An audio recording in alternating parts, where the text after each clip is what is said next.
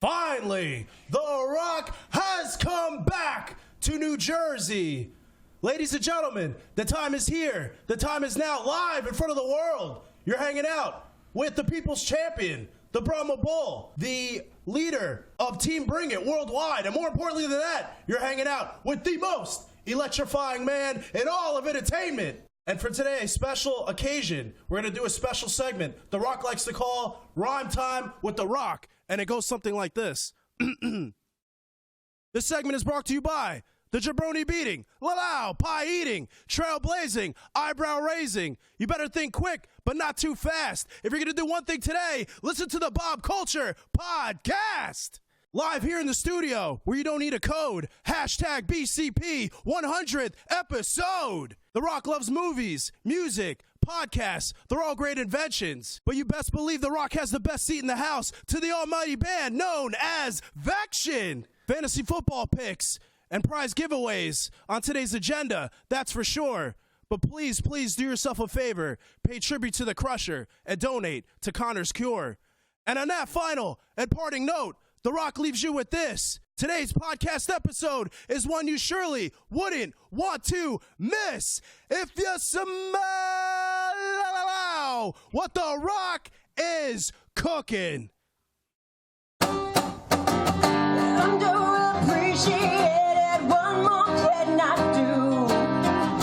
I bend until I break for what just to please you, and I can't find a reason why I can't set the way I write in pain while you take advantage, and I know you got to go before it gets to me, before I break.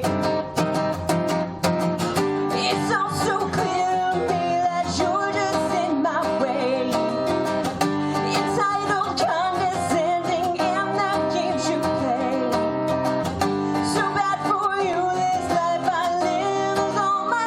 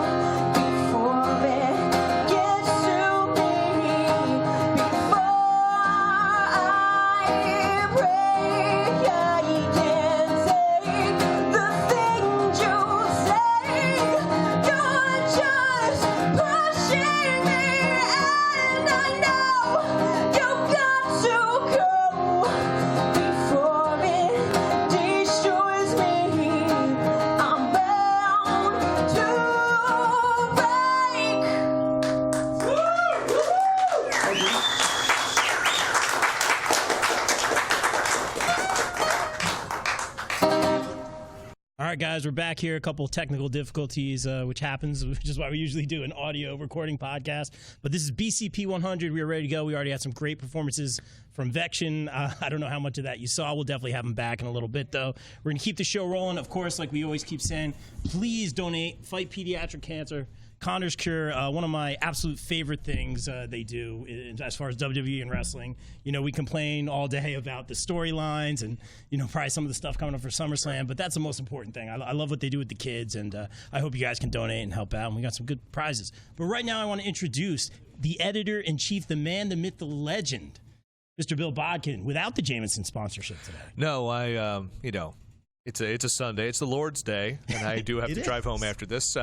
As editor-in-chief of thepopbreak.com, which one Mr. Rob Crowther. Oh, is that your shoot name? I'm sorry. No, yeah, I'm not supposed to drop. No, it's all good. Yeah, who's one of our staff writers, and our newest minted staff writer, Mr. Matt Wittes over here. So, of course, the American Nancy Smark himself, well, one of the most fantastic writers I think we have on the site right now. There's a lot of people who might punch you for saying that, but okay. Oh, I mean, it's... Well, would they punch me? And No. if so, take it back, Rob. No. Yeah, that's They right. would not. And do we have Raj on the line? We're gonna have Raj, of course, from WrestlingInc.com, another editor-in-chief. You know, so One of the longest running wrestling news sites going in the United States today. one of my favorites right now. So we'll get Raj on in a couple minutes, but we are going to talk a little bit about some of these. Oh, we might be getting them right now. Wow. We got the Skype music going. We're dancing. I don't know if you guys can hear it or we're just dancing. We got Raj over there. Raj, you're great. And we are here live. I got to do the formal introduction. Of course, we have the man, the myth, the legend, the founder, director, and managing editor of WrestlingInc.com, Mr. Raj Giri. Raj, thanks so much for a few minutes, man. How are you? Yeah, man, off to a little bit of a bumpy start, man, and we know you're a busy man, so thank you so much, man. An absolute honor to talk to you. Yeah, absolutely. I'm glad to be here. So real quick, you run, you know, we were just talking about it, one of our favorite wrestling sites right now. I personally love the journalistic integrity approach that you guys take. Your sources are always backed up. There's no, you know, clickbait headlines or anything like that. So tell us a little bit about Wrestling Inc. and kind of your philosophy behind your site. Sure. I mean, we've been around since 1997. We've been around, so that's 22 years now. And Wow. yeah, it's one of those things. We cover pro wrestling, and you know, pro wrestling is different than any other. It's a different animal than anything out there. You know, you can't cover it like a sport, but you can't cover it like regular entertainment. So it always gets a little tricky. You know, we got a title right now that, you know, is that was created by a game of tag, basically, and you know, True. It's changed hand on an airplane. So there's always that line of, you know, so many things that are so many stories, things that are tweeted out or work tweets, and you know, people getting in, people doing interviews, and some of the stuff they're saying is work and some is real. So it's always you know, after years and years, you kind of find that fine line of dealing with the work stuff and real stuff, but covering the serious stories how they're meant to be covered, and covering the stuff like this Roman Reigns stuff going on, you know, like it should be, like entertainment. Yeah, absolutely, man. And like I said, it's my number one go-to site. And I wanted to talk to you a little bit about your background and how you started this site, kind of the site's origin. So I'm actually, I had an engineering background. I went to this engineering school in Colorado called the Colorado School of Mines. This was the late 90s, and I hated engineering. So just one weekend, my then girlfriend, now wife, was out of town. So I decided, you know, I'm hearing all this stuff about the web. I want to, you know, kind of see what's going on and get my foot in the door. So there was a website called GeoCities back then that they gave out free websites. Yes. Oh, yeah. Yes. So Wrestling Inc. started as a GeoCities site, and I would just put up my opinions. I would subscribe to the Torch and the Observer back then, and I would just kind of like say, hey, the Observer reported this, here's what I think, and, you know, just kind of like my musings and things like that, and started getting a little bit of attraction. And I started getting contacts, and I remember the first wrestler interview I ever did was Spike Dudley, and just Nice. being so starstruck at that point, and, you know, and it was something I never expected to get in, and once I was in 100% and 150%, and I'm doing it to this day, and it's my full-time gig, and I love it. Raj, question for you. This is my name, Bill Bodkin here. What was the aha moment when you knew that Wrestling Inc. wasn't just going to become sort of like a passion project for a fan, but you knew this was going to be the full-time job that it has become for you for the last 2 decades? I'm not sure if there was ever one moment, because you had all these different big stories that were happening during that time, because this was the GeoCity site started in '96.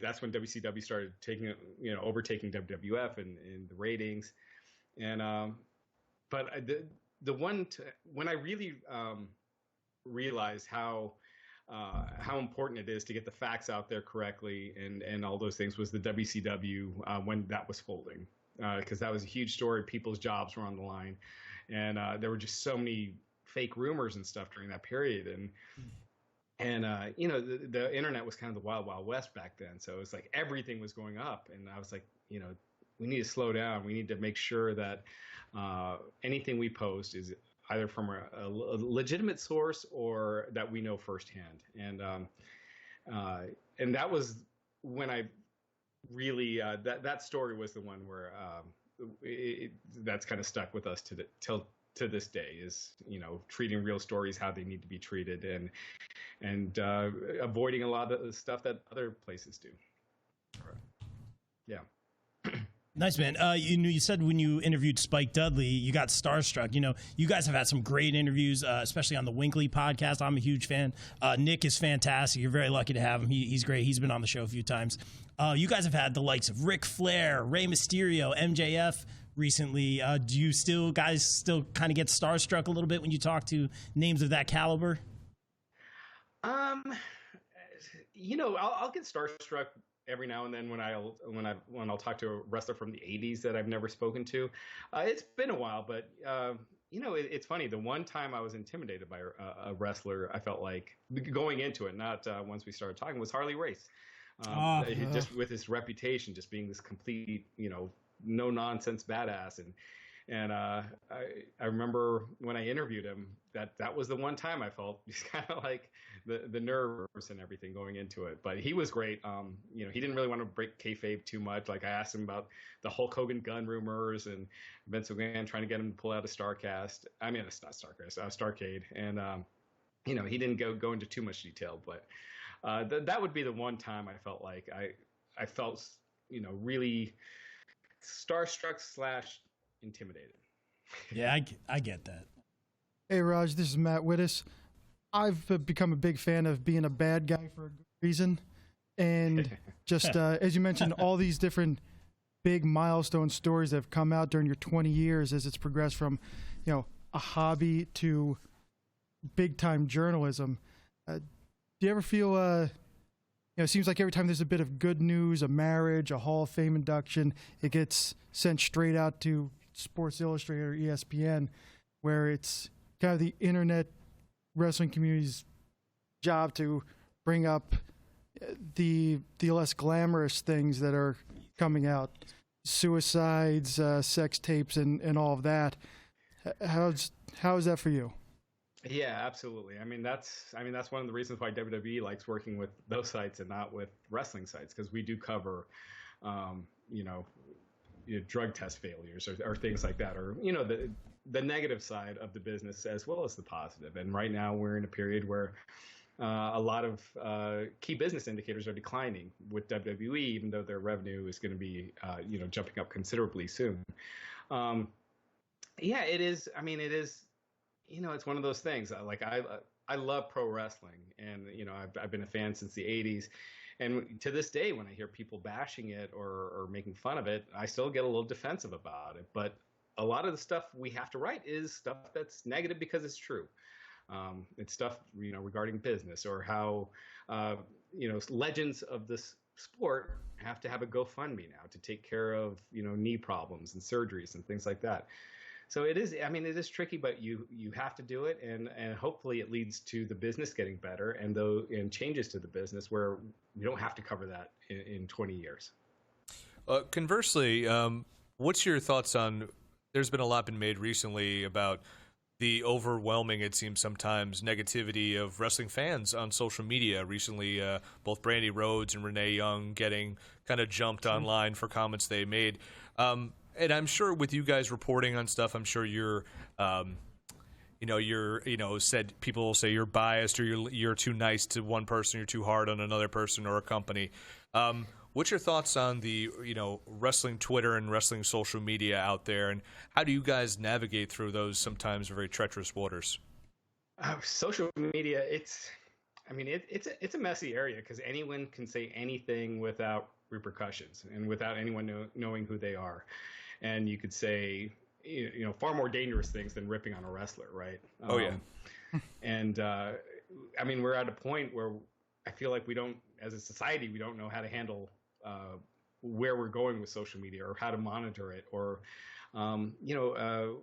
what it is good for and what's bad for and how to merge those two. But I agree. The stuff that a lot of these wrestlers get, the tweets and things like that,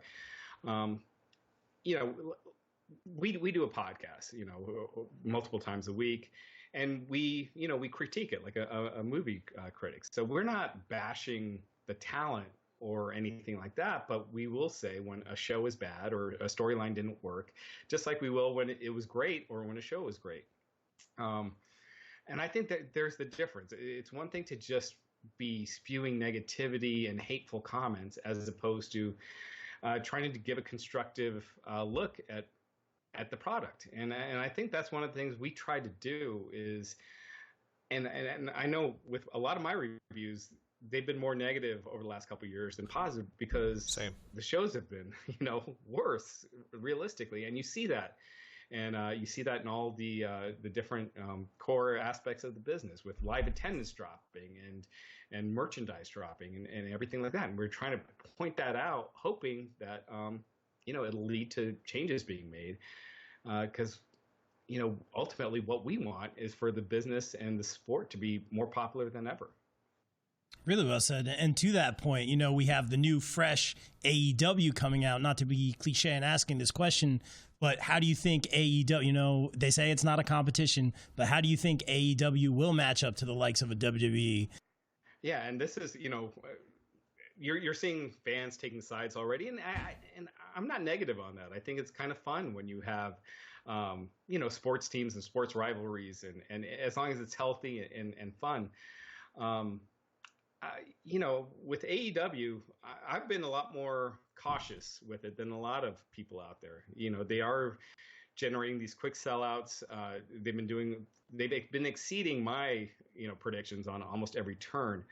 But I'm also cautiously optimistic. I also know that there's a big difference from when you're a special thing doing, shows here and there to being on weekly TV and, who the general public sees as superstars and that are going to get a mainstream audience tuning in. So I'm a little more reserved with AEW. I think the best thing for a WWE fan would be for AEW to be very successful. We've seen it before, with the Monday Night Wars. There would be nothing better than for AEW to be successful for AEW fans and WWE fans. But, I'm cautiously optimistic because I do know, just looking at the trends in the past, that, a lot of wrestling fans have tuned out, and fans of pro wrestling back in the past were into the characters and the larger than life storylines. And are the current characters ones that are going to get people tuning in outside of your Chris Jerichos and things like that? So I'm cautiously optimistic, but I think it would be the best for everyone if AEW was successful. Well, Luchasaurus' number one fan has a question for you for sure. Yeah, piggybacking off of that, Raj, now that with streaming service, Triple Mania was free on Twitch last night. Yep. New Japan is selling out houses in the U.S. now. As more and more fans get into the international product, what are some of the challenges for you guys gaining access to those talents and those companies when you're trying to get interviews and get information for your fan base?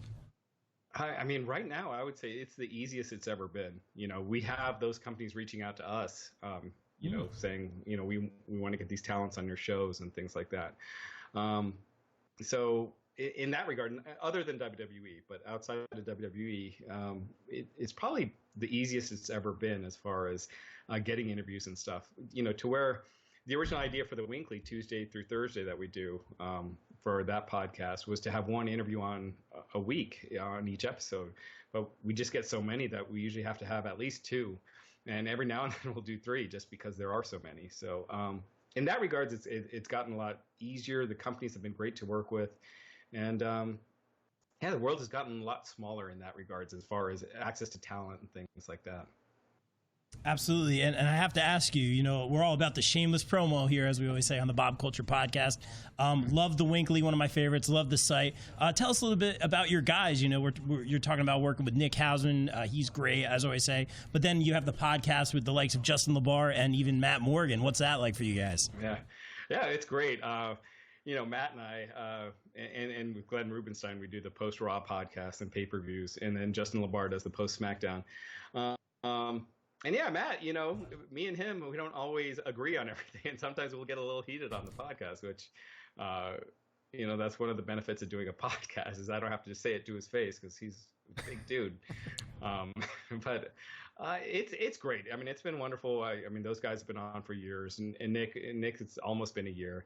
And his efforts have been tremendous, and Matt and Justin and Glenn on the podcast side, Mark Middleton, Ross Kelly, so many of our writers, Robert.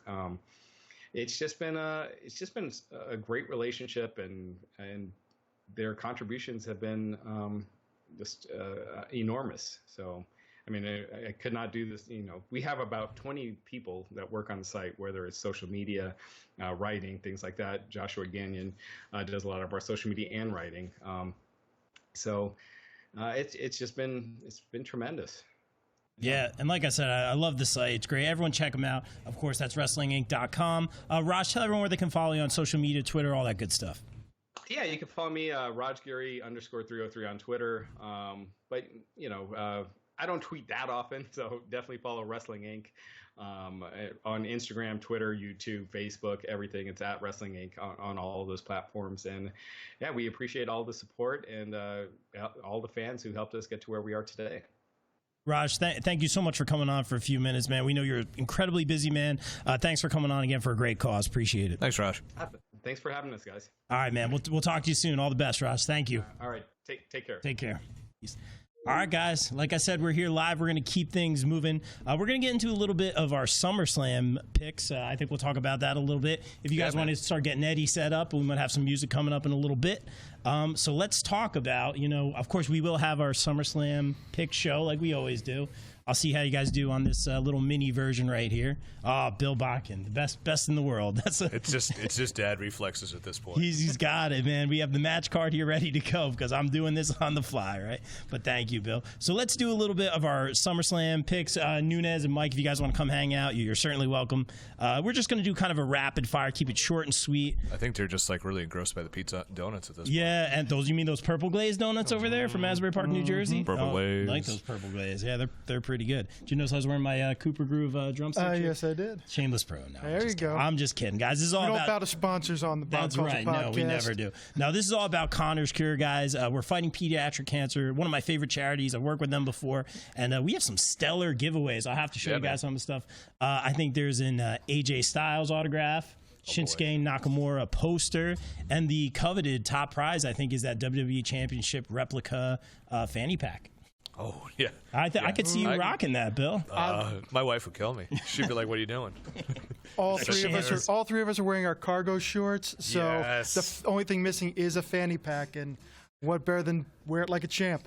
That's right. You got to put your gimmicks in there, brother. Yeah. That's right. All right, guys, as always, we start with ladies first here on the Bob Culture Podcast. A match I'm really excited for, the man, Becky Lynch, who's the current Raw Women's Champion, versus Natalya in Toronto, I believe. In Toronto. A lot of theories going on around this one. Let's start with the anti-smart. Let's keep it short and sweet. Who's walking out the champ, and what's your reasoning behind that? I'm going to go against my own better judgment. Wow. I think this is a shot for Natalya. Yeah. I think because of reasons going by, I think this is a time for Becky to not have the title. And, it'll be a great hometown win. And it'll set up, they used to try and push SummerSlam as the season finale. True. It's time for a change. I feel it. Bill? I also agree. I think Natalya's going to come out with the title because Ronda Rousey's coming out. So, because remember when I saw this card on paper, I'm just like, wow, this doesn't do anything for me. Natalya's kind of been used as that Samoa Joe, Dolph Ziggler type character. Where well, we don't have anyone. Well, she's got credibility. Let's run up the flagpole, have the match, have her lose, and that's it. But, you know, that Ronda name has been dropped a lot. All of a sudden, she's resurfacing a lot on social media. She did that weird Tables trailer with Devon, and Paige, and so I'm just like, this is all going to tie into Ronda's return, and it's going to be Ronda and Becky going at it. And yeah, I've told Rob my wild theory about this, how I basically want this to evolve into a Survivor Series. Ultimately, in my heart of hearts, it would be a War Games match. Oh, I like that. The first women's War Games match to have the 4 horsewomen of NXT and the 4 horsewomen of UFC. Hell, they could even stretch it out to, you know, every woman who holds a title in WWE is somehow related to Team Ronda. Ronda holding the SmackDown title because they're going to want that for Fox. Natalya on Raw. Shayna on NXT. You could have, say, Kaylee Ray and NXT UK. See it. Marina and Marie Shafir and Jessamine Duke taking the tag titles. They hold all the gold, and then the other team would be everyone that's challenging them. It could be Becky, Charlotte, Toni Storm, Mia Yim or Candice or somebody, and then, of course, lights on, lights out. There's Sasha Banks' return. It's never going to happen. Yeah, no, I know. It's like one of those It things. is the wildest theory ever, but I definitely think, you know, you're not keeping Ronda off one of your top 4 biggest shows in the year. Absolutely. And it was like I was saying to you, I feel like you have these opportunities and they sleep on them, you know, whether someone leaves the business, gets hurt, gets in trouble, whatever it is. We want that 4, you know, horsewomen of the MMA or UFC versus the 4 horsewomen of WWE. Obviously, Sasha Banks not in the picture right now. So. No, but, I mean, man, this could be like the longest work of all time. Yeah, there it is. We've seen it before where someone's out for a long time, that all of a sudden, when she returns, that's a Road Warrior pop coming happening. Yeah, it's gonna be big. I hear you, man. Hey, real quick, I just want to say I love the setup we got right here. It's nice actually being in a room with you guys. Yeah. Everyone's here. It's great. I got to thank Trevor for putting this whole thing together. He's not on camera, but he's waving. He's very, very handsome, and he went above and beyond. We're here live, of course, at Musicians Workshop. He made this happen. I talked to Trevor about doing a 100th episode podcast. You know, we were going to go to Trevor's crib and kind of do the whole, you know, podcast dummies thing and keep it short and sweet. I knew I wanted to do a charitable aspect and that whole thing. And Trevor said, dude, you did 100 episodes. Give yourself some credit. Like, I got a place and, you know, we can set everything up here. And we have this beautiful setup. We have bands. We got the whole crew. There's food. And so Trevor, thank you so much, man. And how can everyone support you? They want to hit that star, right? They want to hit that heart. I know he doesn't have a mic, but go ahead, bro. Hi. Beautiful. Yeah, click the heart above. That's the follow button. But if you have Amazon Prime, that means you have Twitch Prime for free. So just take your free Twitch Prime account and subscribe to Podcast Dummies. It really helps support the channel, so that way I can afford to pay for all this stuff. There you go. And thank you, Trevor. Get a round of applause from Trevor if you're here, guys. Please. He's making things happen. This is great. And for all you wrestling fans, there's a lot of shows that air on Twitch. So, you know, once you subscribe to Podcast Dummies, you can watch AAA, you can watch Impact. That's how it's Triple Mania for free. Impact's on there. 1, 2, 3, 3, 2, 1 Battle out of Seattle. Tons of great promotions you can watch for free on Twitch. Give the link to the donation. Oh, give the link to the donation. Yeah, that's very, very important. Guys, like we said, we have some great prizes, and this is all for a great cause. That's what it's all about. We have jimmyv.org/bobculture. Again, that's www.jimmyv.org/bobculture. Even $1 or $2, guys. Help them out. That was only 2 W's. Was I not? Did I say www? www. This is why you're. Yeah, don't do www. It won't work. Thank you, Trevor. Again, if you don't know there's 3 W's, everybody. I suggest more practice working your internet machine. Yeah, keep in mind I'm a drummer here. You know, I can only count to 4. So he's just here for the looks, people. Yeah, that's right. That's key. All right, so let's talk about. Talk about your favorite match. My favorite match? Yeah, for the U.S. title. Oh, I thought I'd get. All right, let's do it. Ricochet versus AJ Styles again for the U.S. title. Like we always say here on the Bob Culture Podcast, the real winners. The fans. The fans. Thank you, Bill. Oh, I just thought you were going to finish that I sentence. know. I left it. I was expecting the whole room to erupt, right? I'm going Ricochet on this one. I think they're going to go back and forth a little bit of trading. It's just going to be an awesome match. Ricochet versus Gargano, like I said, is my match of the year. The guy does things in the ring I've never seen before. You're working with a guy like AJ Styles, as Tim always says. Make sure they hit all their spots. It's going to be a great match. Let's not have any interference, any cutesy stuff going on. I mean, which is probably going to happen with what? The OC, not the club, right? Yeah, the OC. What do you got, Bill? I think it's gonna be AJ retaining. And that's only if they're serious about the OC being a force on Monday Night Raw. If this was all just a quick thank you for re-signing Anderson and Gallows, then I could see them dropping it. But if they want to make the OC a viable faction, which I think they should, I could see AJ Styles retaining here. And like I talked a few weeks ago, so Ricochet gets some backup, probably the Usos, and we see that kind of that rumble happening for a little bit. And I would keep it going. Maybe have AJ. I think you got to have a ladder match between these two guys. Oh, I love that, Matt. Yeah, I'm with Bill on this one. I think AJ retains, and if he doesn't, I see this going back and forth, Tully and Dusty with the television title back in the day. You've been wanting to drop that Tully thing since we started talking earlier, man. Yeah. We talked about Tully in AEW, and all of a sudden his eyes just lit up. He's like, "Ooh." Big That's fan a different of that. podcast. Yeah. But no, I see that they need to keep the club viable. They need to keep them credible, and having multiple titles in that OC contingent. That's important. I really hope one day we see the OC in the New Day Tangle, because I think they that'd be teased that They last kinda, week, right, and yeah. but it hasn't gotten. Was it Kofi versus AJ? With Kofi getting the win, right? Is that I believe it. I'm trying to remember, but Yeah, Kofi got it. Well, they had that great move where AJ goes to a phenomenal forearm and Kofi drop kicks him in the chest. I'm like, so good. The dream, somewhat dream match. I was excited for that one. Really good. Hey, guys, let's. Are you guys ready for Eddie? Let's get some music going. You guys tag in your partners. Maybe you have some surprise partners. I don't know.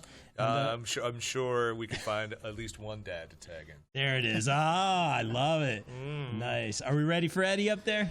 All right, ladies and gentlemen, please welcome my good buddy. I played with him in all sorts of bands over the years. He's played at my wedding. My brother, the very handsome with that beard, Mr. Eddie Souls. I've been searching for the answers to your questions for so long. I don't know what it's about now, baby, but I don't want to be that person now. And I was hoping that I wouldn't get to say goodbye.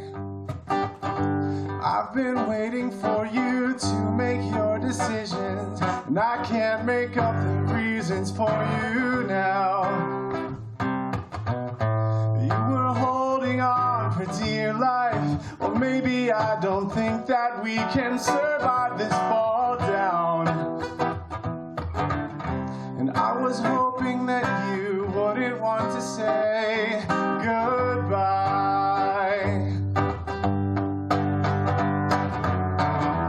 You should know I never knew you after all. I can't seem to get along with you, even after all we've been through.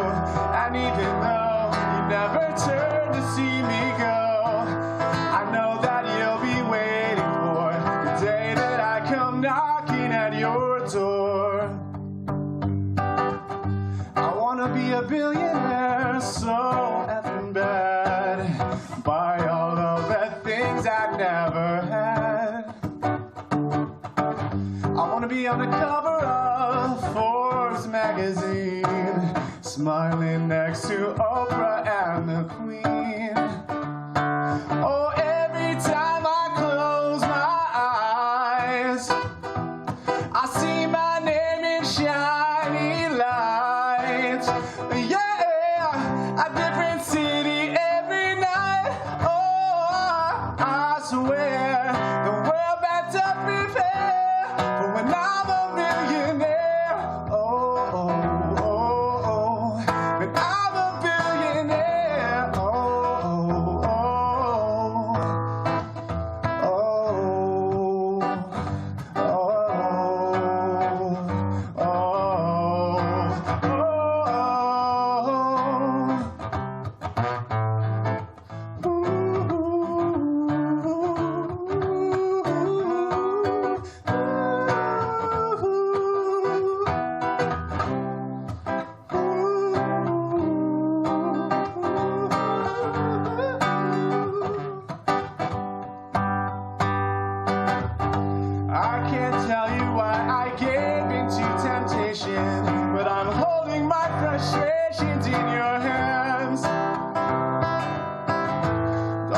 forget about the good times, baby. 'Cause without them, we've got nothing to hide.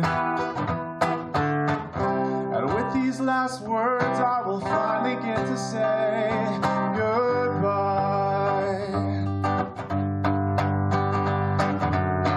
Well, you should know I never knew you after all. I can't seem to get along with you, even after all we've been through. And even though you never turn to see me go, I know that you'll be waiting for the day that I come knocking at your door. Thank you. All right, I'm gonna do one more. I love this song. It's called "I'll Follow You Into the Dark."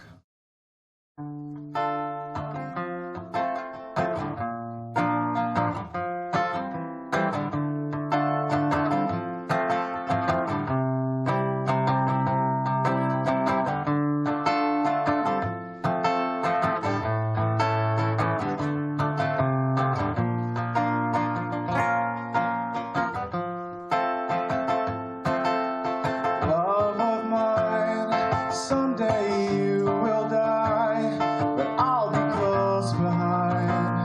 I'll follow you into the dark. No blinding lights or tunnels to gates of wood. Just our hands clasped so tight, waiting for the hint of a spark. If heaven and hell decide that they both are satisfied, illuminate the notes on the vacancy signs. If there's no one beside you when your soul embarks, I'll follow you into the dark. I'll follow you into the dark. Thank you. Eddie, thank you so much, man, for doing this. you. Appreciate Love it, you. man. Really good. Love you too, bro. I got your pop vinyl, by the way. I brought it. I didn't forget it, man.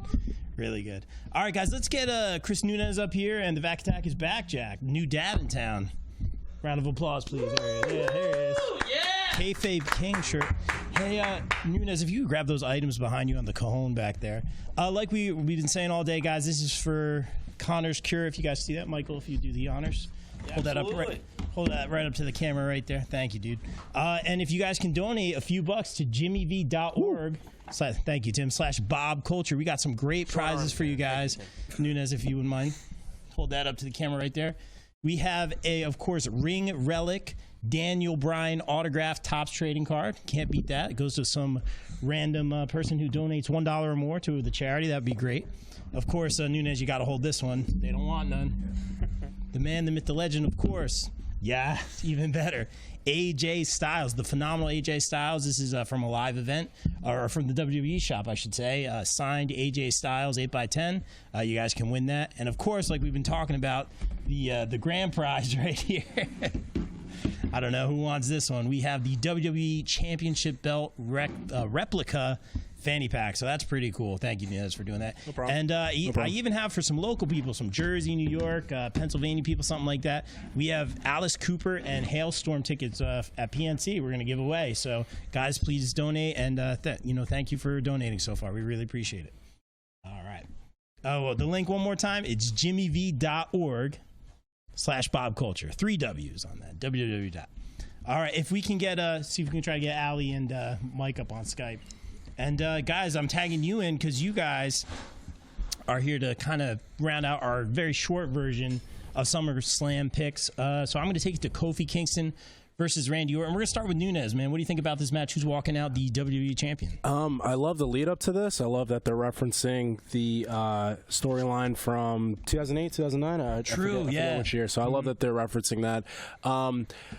I'm still going to go with Kofi. They're booking him strong. This is a very, like I said, I like that they're referencing in the past. But yeah, I'm going with Kofi. Short and sweet. Mike? Yeah, I'm going to have to agree with Chris on that one because, look, Brock, obviously the threat of Brock is not there anymore, to crush Kofi's, Cinderella story and everything like that. But Kofi with Ziggler and then with Owens and with who else did he defeat? Samoa Joe. He's doing all these legitimate threats to his championship. Orton is the biggest threat, most established guy. Yeah. And yes, they're referencing the 2009 feud, which again is awesome, and saying Kofi's like, look, you stopped me then, you're not stopping me now. And I see Kofi getting this big win on, again, a big stage after Mania with Daniel Bryan. Yeah, I see Kofi holding on to it this time. I'll keep it short and sweet. I got to go Kofi on this one. Randy's just, Randy could win that championship. He can, the fanny pack. But I think Kofi's taking this one to continue the run. I think a lot of people said it was going to end by or at SummerSlam. I don't think in RKO, Bill Botkin's personal favorite wrestler, is going to do the job. Hear the booze. All right, I think Kofi's walking out with the title. But let's talk a little bit about the Universal Championship. Of course, we have Brock Lesnar. Okay, we have Brock Lesnar versus Seth Rollins for the Universal Championship. We'll start with Vac. What do you got? Well, again, like we saw Brock. He came back. He did what he did. We all didn't like it. Well, I'm not speaking everybody. I didn't like it. But look, Rollins again getting him a run for his money. I just don't see them having Brock come back and lose it after a month. It's just not going to happen. Will Brock hold it again until Mania? God, I hope not. But again, it's going to be another great match. Rollins is going to prove again that, damn it, that's my belt. I've busted my butt for not just this past year, but the last year, 2018. I believe Rollins was MVP of WWE, and he got his big win at Mania, but I don't see it happening this time. Nunes. I think the Brock party is going to continue. Yes. And I think Brock is going to win. My main thing is if they do follow through with Brock winning, who's the next challenger? No idea. Yeah. I have no idea where they go from here. So. Okay. Box office king Roman Reigns. Yeah. Speaking of which, what do you $60 million man? Sorry. What do you guys? Wow. What do you guys think of that whole whodunit thing they're doing with Roman Reigns? What do you guys think about that? I mean, it looked pretty cheesy. I mean, he didn't look hurt when it fell on him. He just kind of crawled out of it, and like it was nothing happened. But I don't know. It's something different. Yeah, I like what you actually said at the end there. It's something different. Yeah, it's something different.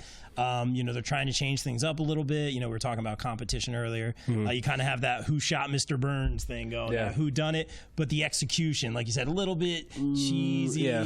See, 20 years ago, remember, it was Rikishi did it for The Rock.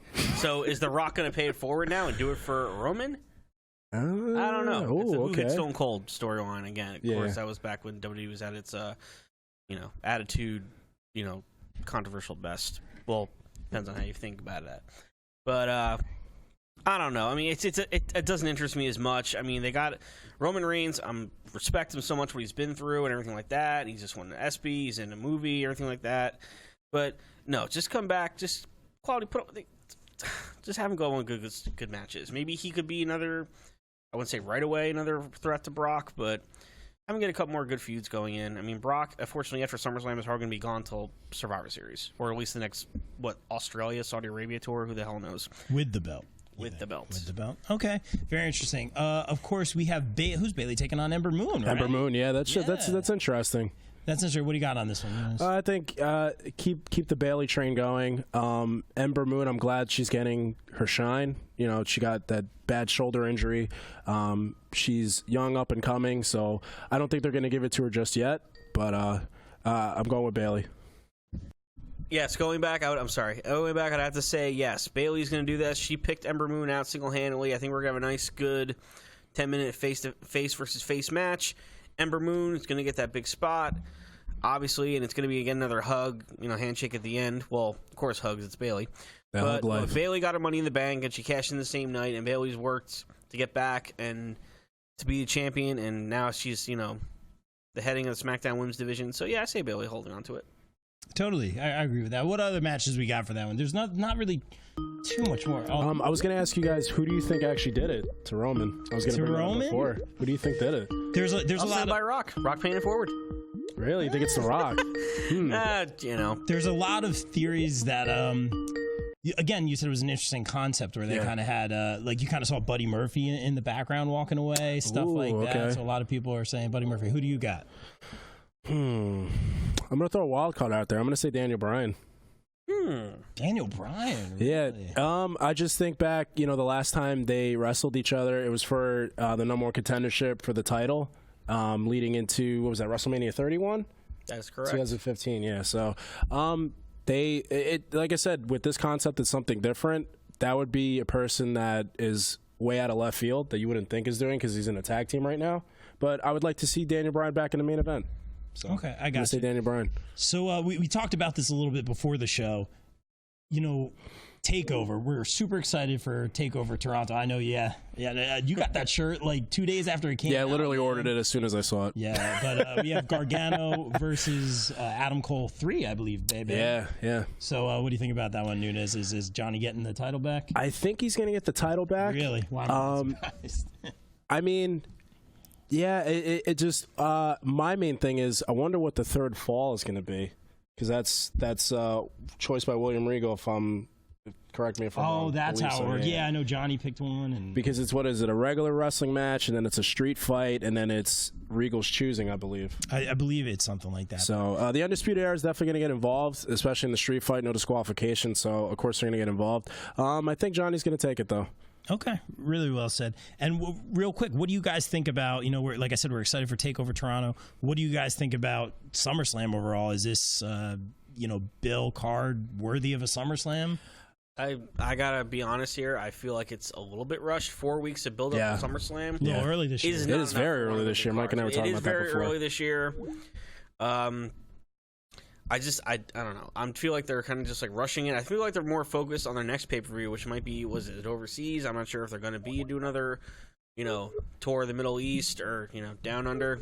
But no, focus on SummerSlam. Focus on your core show. That's what I'm trying to say. And I don't know. I just feel like it's a little rushed. Like, look, Bayley versus Ember Moon, that's a surprise. And I think that has potential to be a really nice match. Maybe even a possible, maybe not show stealer, but surprise some people.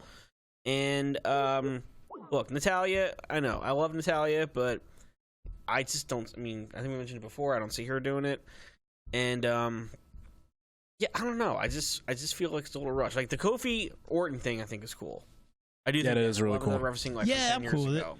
Like, this is the pinnacle, like, basically saying, like, Kofi's like, if I can prove to myself and I can prove to everybody, if I can beat Randy Orton after all the defenses I've had, if I can defeat Orton, then I definitely deserve to be WWE champion. Kind of like to himself. Kind of like always been that thorn that he, like that one itchy. Yeah, the one black cloud. Yes, kind of hung over him. Gotcha. I was saying, I was talking to Mike before about this. I don't know if they made it official, but if they do make it official, Charlotte versus Trish Stratus would make up for the rushed card. I think that would be such a legendary match. Like, whether Charlotte wins or Trish Stratus, I think that alone would just make up like the rushed feel of the card. Charlotte going over? Man, I gotta say, I feel like you have to. I feel like even though it's in Toronto, Trish Stratus's home country, hometown, I feel like because the Raw reunion didn't do this, I feel like you got to put over the young people. Because if you don't, like, why bother? I see Charlotte making Trish tap out clean. That's what I really tap out clean. Wow. To really put it over. She might have her in the figure 8 for 30 plus seconds, but Trish will tap. Charlotte will gloat, get Toronto booing down like crazy, and then Trish will get up, limping around, blow her kisses to the crowd, give her a nice little send off again. Thanks you, Trish, for coming back. Yeah. And Charlotte again can say, "Oh, I beat so-called greatest of all time, Trish Stratus." Well, what does that make me? Another notch on Charlotte's belt. There you go. Promote her character. Charlotte 9 reigns. Yeah, there it is. I think we're pretty much all, on the same page for that one. Hey, guys, of course, we're going to do our full SummerSlam picks like we always do every year. A little bit, I guess it's got to be pretty soon. It's next week, isn't it? Yeah, we'll figure that. Yeah. We'll be doing a lot for this BCP 100. At least we got him in here now. Hashtag. I want let's get Charles Laurita is in the house, ladies and gentlemen. Round of applause. The godfather of alternative funk with the band, ladies and gentlemen. Yeah, we'll get them set up at your leisure, man. No rush. He's wearing an incredible Hulk shirt because let's face it, the guy's incredible and has green skin. No. But yeah, we'll get them set up in a few minutes, guys. I want to turn it over in a little bit. We're going to have Tim and Trevor talk a little bit of sports. But before we do that, I want to talk a little bit, getting a little sentimental here, talk about some of our favorite moments on the podcast. I know Nunez and I have had some pretty crazy experiences. It's been awesome. Let me say this before we get all gushing stuff. Thank all of you guys for coming and performing. No, thank you. Trevor for making this happen. Charles, Eddie, Kate, Max, all the bands for coming. I'll try to thank each and every one of you personally, but everyone brings something to the table. This would not be fun. This would not be cool if I wasn't doing it with you guys. So I super appreciate it. Round of give yourself a round of applause, please. And what's even better, this is all for a good cause.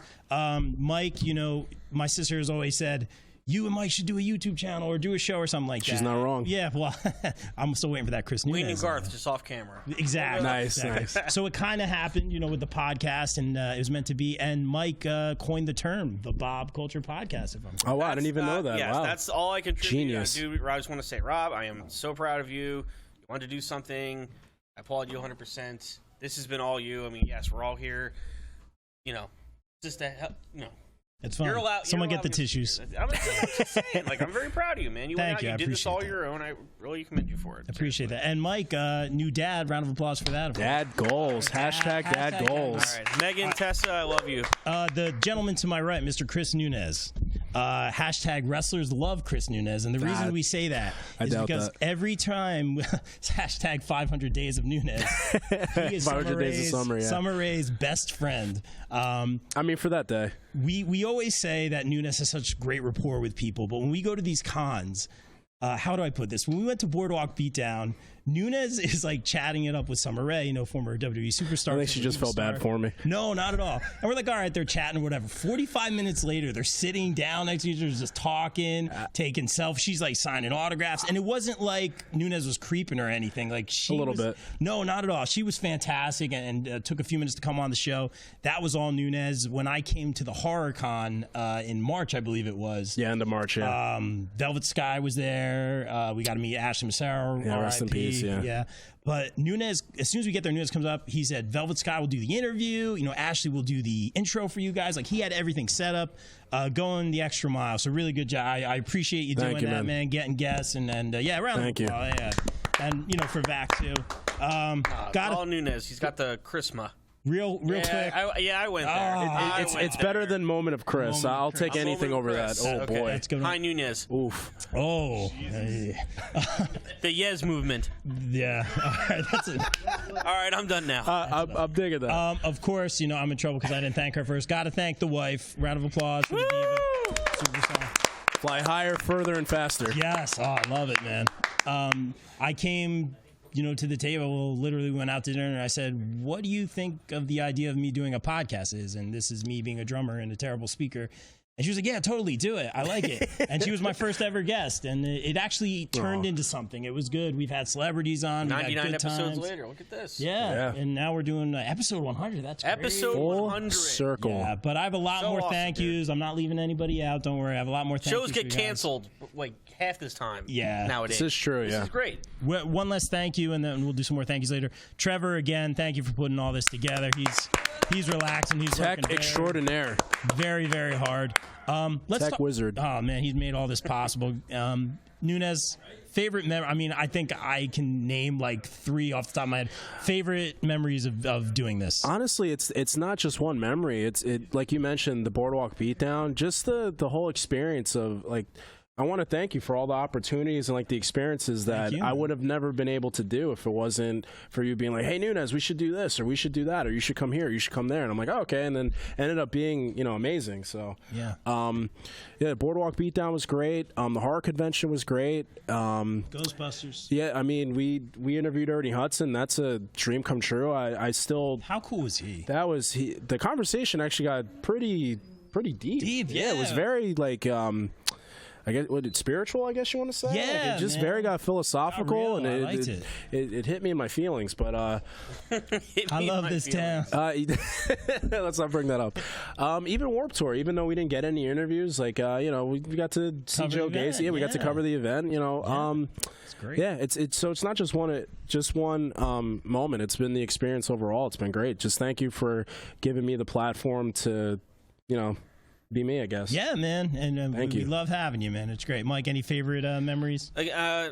Again, Boardwalk Beatdown was great just to be like for an event like that and be like yes to help out with the show and be like yes and have and everything like that and Summer Rae interview and then everyone else and the Breaking Bad podcast.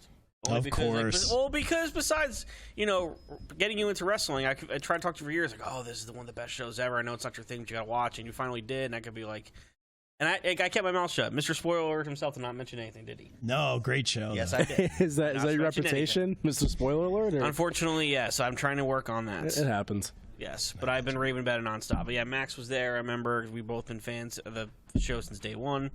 But yes, and of course the awesome theme song intro with. Very nice with the drumming. Oh, yes. Yeah, very cool. But just everything, dude. I mean, we've just been so happy to be a part of this. And Yeah, it's great to see very all happy you to be guys a part here, of it. all the co-hosts, and everyone bring something to the table. Where's Mr. Trevor? Is he around here somewhere? We'll get the band going in a few minutes, guys. But yeah, thank you guys for everything. Appreciate it. We're not worthy. I am so honored to have my good friends, Charles, Laurita, and the Mischief straight out of Hamilton, New Jersey. That's us, the godfathers of alternative funk. Thank you guys for coming on for a few minutes and rocking out, man. How you been, Charles? Not too bad. We've been doing pretty well. Like I said, we're incredibly humbled that you asked us to do this because we've been on the Bob Culture podcast, I believe, 2 times. Hall of Famers. We are? We have the record? Yeah, yeah, that's right. Okay, I'm in. Nice. But yeah, man, thank you for doing this. I was, I know it's tough to schedule you guys. You had a busy day, and I was getting to the point. I'm like, I'm gonna get on my hands and knees, just like, Charles, I need you to be here, man. So thank you for making this happen. And we got a little broken down we didn't have set. to get to that point, thankfully, but I kind of wish we did because I kind of wanted to see that. I'm a little upset we didn't. But. We're not worthy, no. No, you guys are the best, of course. But thank you guys for doing this. And Charles and the band, they're giving away some signed CDs to anyone who donates, of course, to Connor's Cure to fight pediatric cancer. Guys, donate at www.jimmyv.org/Bob Culture. That's a lot of stuff. All right, guys, we're ready for some music. You guys ready to go? You betcha. All right, I'm going to take... I got to say, I got joining me tonight. I have Mr. Will Caldwell on the alto sax. Welcome, Will. And Mr. Noah Rusnak on the bass over here. Hey. So these guys are awesome, and I think we're going to have a lot of fun here. So, thank you again. No, thank you, man. I got to give a shout out to our buddies, other Will and Chandler. We miss you guys, but we'll see you next time. I know. Yeah, we miss Mr. Chandler Scales and Mr. Will Sarver. Mr. Sean Joyce couldn't be here tonight. And I know they're pretty bummed about it. No, it's all good. And congratulations to Will, by the way. Yeah, he got married. Yeah, right. Ooh, damn. Smart man. That's one of that's good for him. Yeah, good on him. Yeah, that's awesome. All right, we'll let you guys play some music. Thanks again, Charles. No, ladies and gentlemen, Charles, Laurita, and the Mischief. So we're gonna do this track is from our first EP that came out, and this is called On Monday. I believe Mr. Noah is gonna start this one off for us.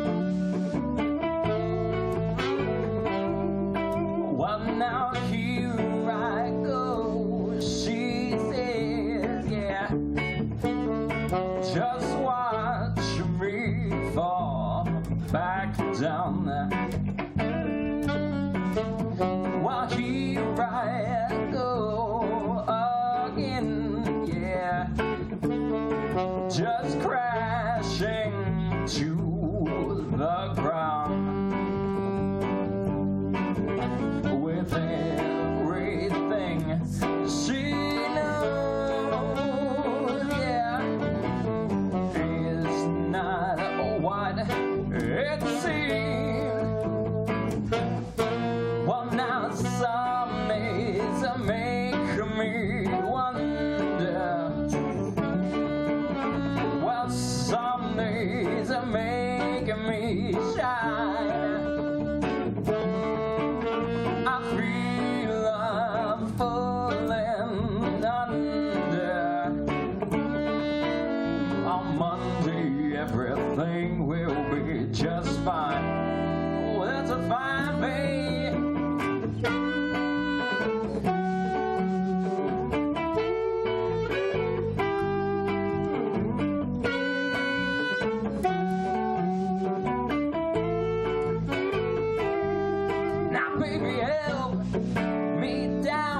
she says I'm a hero so high. Well, now help me down again. I'm so far above the sky. Baby, now there she goes, they cry. Just falling far back down. Well, now there she goes this time, just crashing to the ground with everything she knows. It's not what it seems. Well, baby, some days make me wonder. Well, some days, oh, they make me shine. I feel I'm falling under. On Monday, everything will be just fine. Now, baby, if it rains on rainy day, I feel that she will be okay. She got to find that feeling in her heart. Alright, baby. Now, if she tries to fight the fire, then she tries her. Alright, well, damn them if they first tear her apart. Well, some days, oh, they make me wonder. Well, some days, oh, they make me shine. Well, I feel I'm falling under, yeah. Well, Monday, everything will be just fine. Now, baby, some days, oh, they make me wonder. Well, some days, oh, they make me shine. I feel I'm falling under, yeah. Well, Monday, everything will be just fine.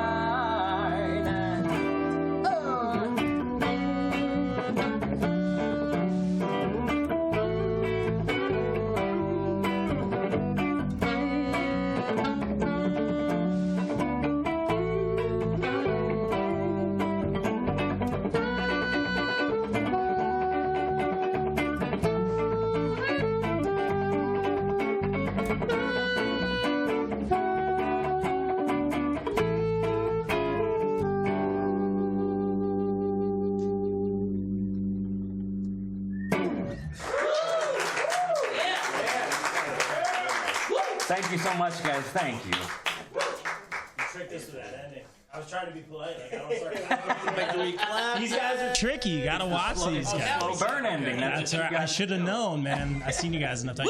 You guys got one more for us? Yeah, of course. What do you got?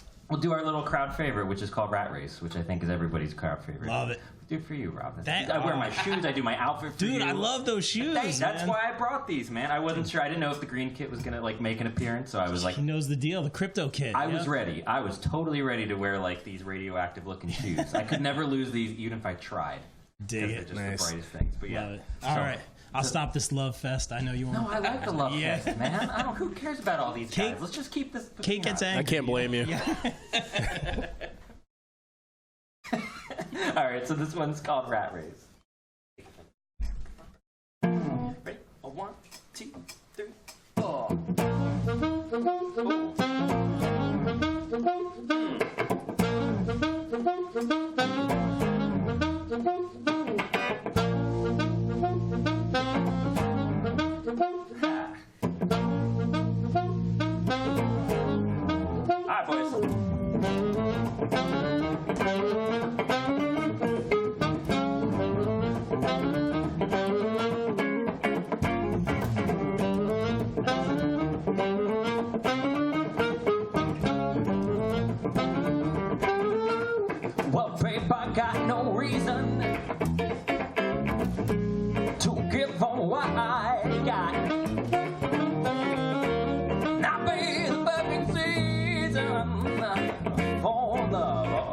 now I think not. The world it turns, slowly burns, way down to the sea. 'Cause I'm saying now, help me down, I've been begging nothing please. Oh.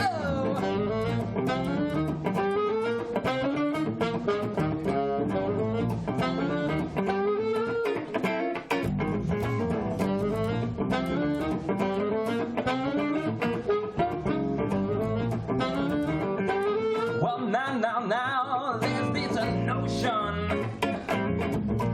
that makes you feel so blue. Righteous emotion on chains, so sad but true. I've seen the ways to count the days, and my favorite seems a breeze. So I'm saying now, help me down, I've been begging nothing please. Oh, right.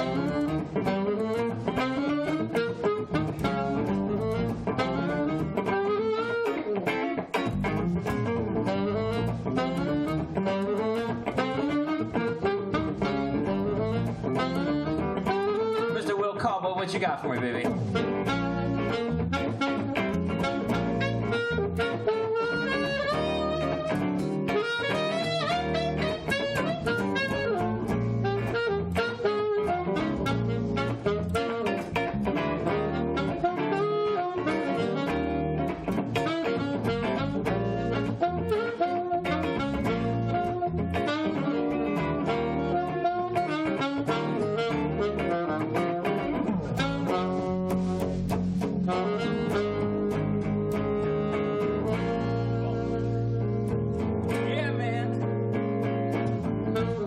I feel it coming down.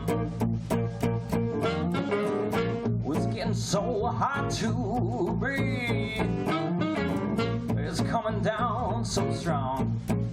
Now it's stronger than I can see. Baby, I'm so sick of this robbery that's been crashing down on me. Baby, I'm so sick of this robbery crashing down on me.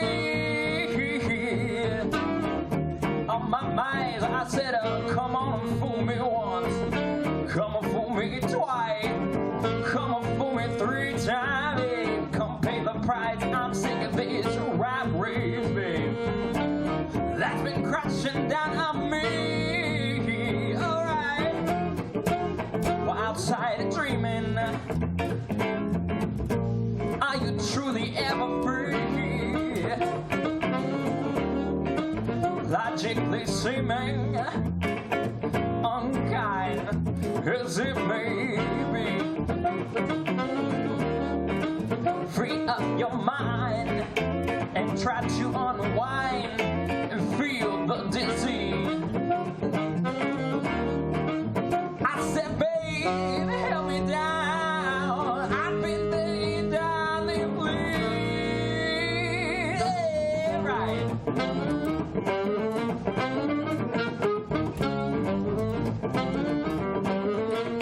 Now I'm so sick of this rap race, baby.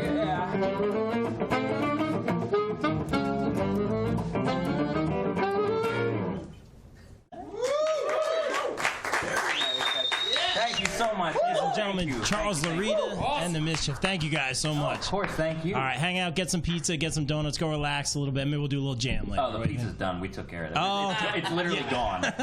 We took care of that. Noah heard donuts, and he was like, "Oh, you're in." He was like head first. We Dude, saw me his too, feet man. hanging out, man. It was bad. That's good. I didn't bring milk pull for him out, so maybe it's okay. Yeah, we'll go relax a little bit, guys. Thank you so much for doing Thank this. you so Appreciate it. much. Round of applause one more time. Charles Laurita and the Mischief. All right, guys, I would like to get Mr. Blacktooth Grin himself, Trevor, over here, if you're able to. I know you're like multitasking. You able to come over here, man? Live on Instagram. Oh, live on Instagram. What's up? Hey, guys, you know the deal. Twitch.tv/podcast dummies. We have Mr. Tim Uhrig here. Do our little annual fantasy picks. Talk a little sports, man. What do you think of them Yankees so far right now? Yankees, you know what? Judgment Day. You got to be pleasantly surprised considering all the injuries that they lead the AL East, and they, you know what? If pitching can hold up the rest of the way, they got a good chance to make a nice run in the playoffs. We'll see what happens. Yay, baseball! Yay! Baseball! Right. Stick to the ball! Baseball. We're going to get to football real quick. Do my little thank yous again. Trevor, thank you for putting all this together, man. Good to see you on camera. Good to just chill and talk to you. Yeah, no worries. I'm just doing the best I can. Nah, you're making it happen, man. I'm trying, man. Nah, you're the man. And Tim, thank you as always for making the logos and doing all the sports stuff for us. So thank you so much. Look at that beautiful logo. Problem. That's anything to help you out, Bob. I appreciate it, man. And thank both you guys for everything. I wanted to talk a little bit about fantasy football. We take this very seriously, some of us here at this table. I do, because I like to put money on sports that I have no control over. Oh, there it is. But Mr. Uhrig, I believe you won your league this year. I did. End Zone Express captured their 4th title.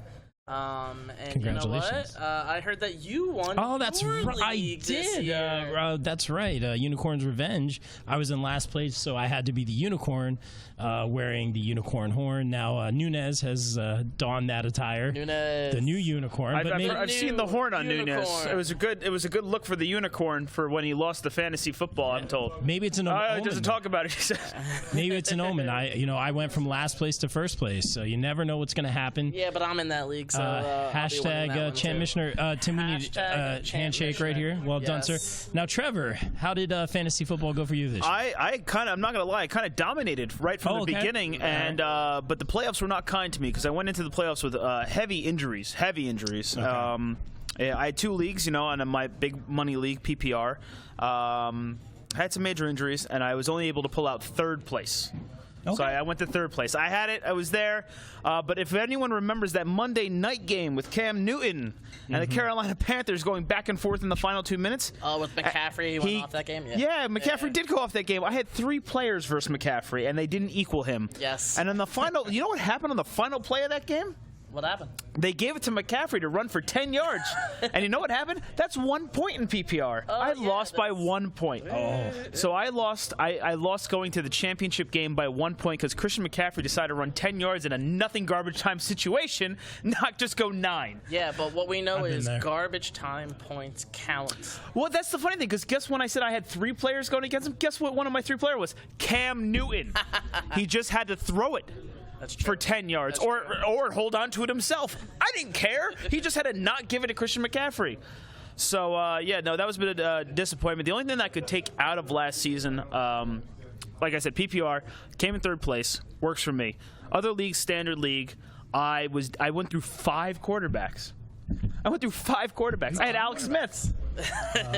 I had Jimmy Garoppolo. Yep. I had a whole bunch of people that decided to, just never want to play football ever again due to major injury.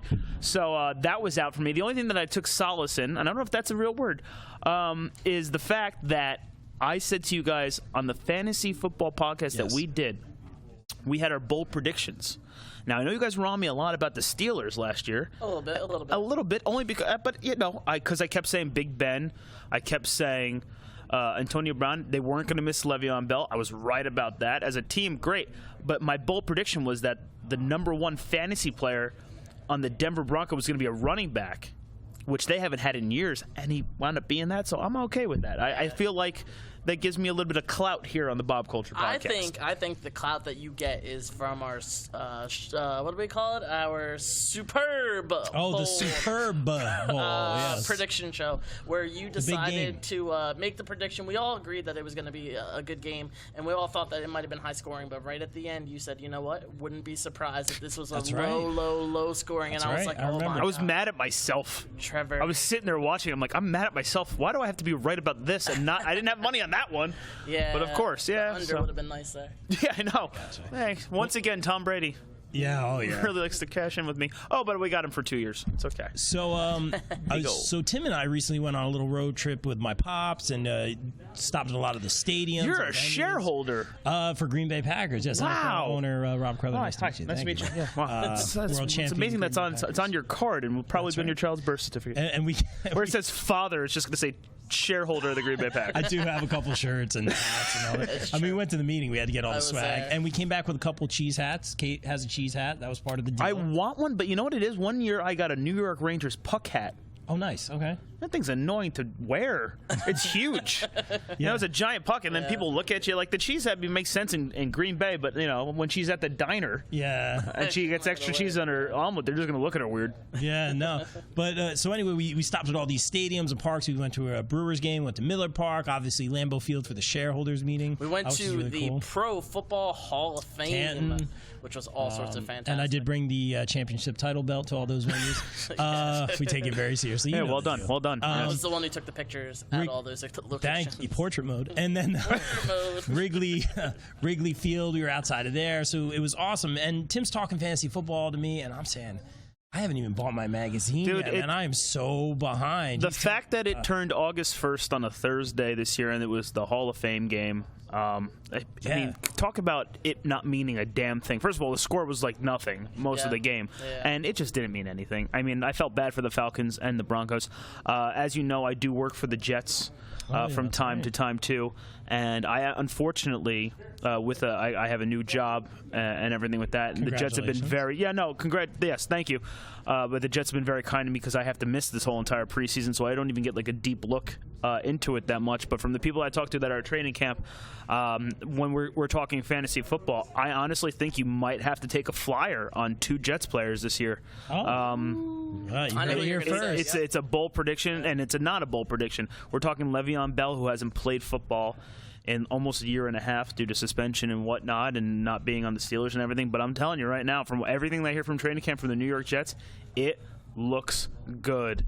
I mean, he's looking like his old self. I mean, you're talking about a guy who's been dominant as a running back, and he's got a year and a half off. He had a year and a half off, and he's in shape. And as long as he's focused on football between September and December, because I don't think,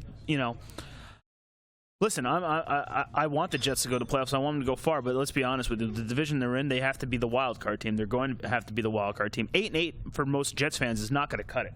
It's not going to cut it as a fan. It's not going to cut it for the community. Adam Gase has a lot to prove. He has to, but with Sam Darnold by the 4th year, has to be like, and that's just the community that we're in. It has to be a Super Bowl quarterback. At that moment, though, I have to say, top 2 that I have to say in the Jets, obviously Le'Veon Bell looks great. Sam Darnold looks great. I'm hearing great things about Sam. I mean, even in the practice room, he's making incredible throws to Robbie Anderson, even though I hate him as no fantasy, not as a football player. He's matured, but he's the Bilbo Baggins of wide receivers in the NFL. All right, so... But if you want someone, I think, Le'Veon's going to give him another option in the backfield, a healthy Quincy Enunwa. And the thing that sucks is you might have to wait to week 5 or 6 where he's really going to blow up and gets his tight end back after suspension. So if you're thinking any Jets player, I would put Sam Darnold as your 3rd quarterback in a 2-quarterback league, without a doubt. And, I take a flyer on a 2nd running back, 100% Le'Veon Bell. And if he's there for a flex, I think you're golden. Interesting. What you got, Tim?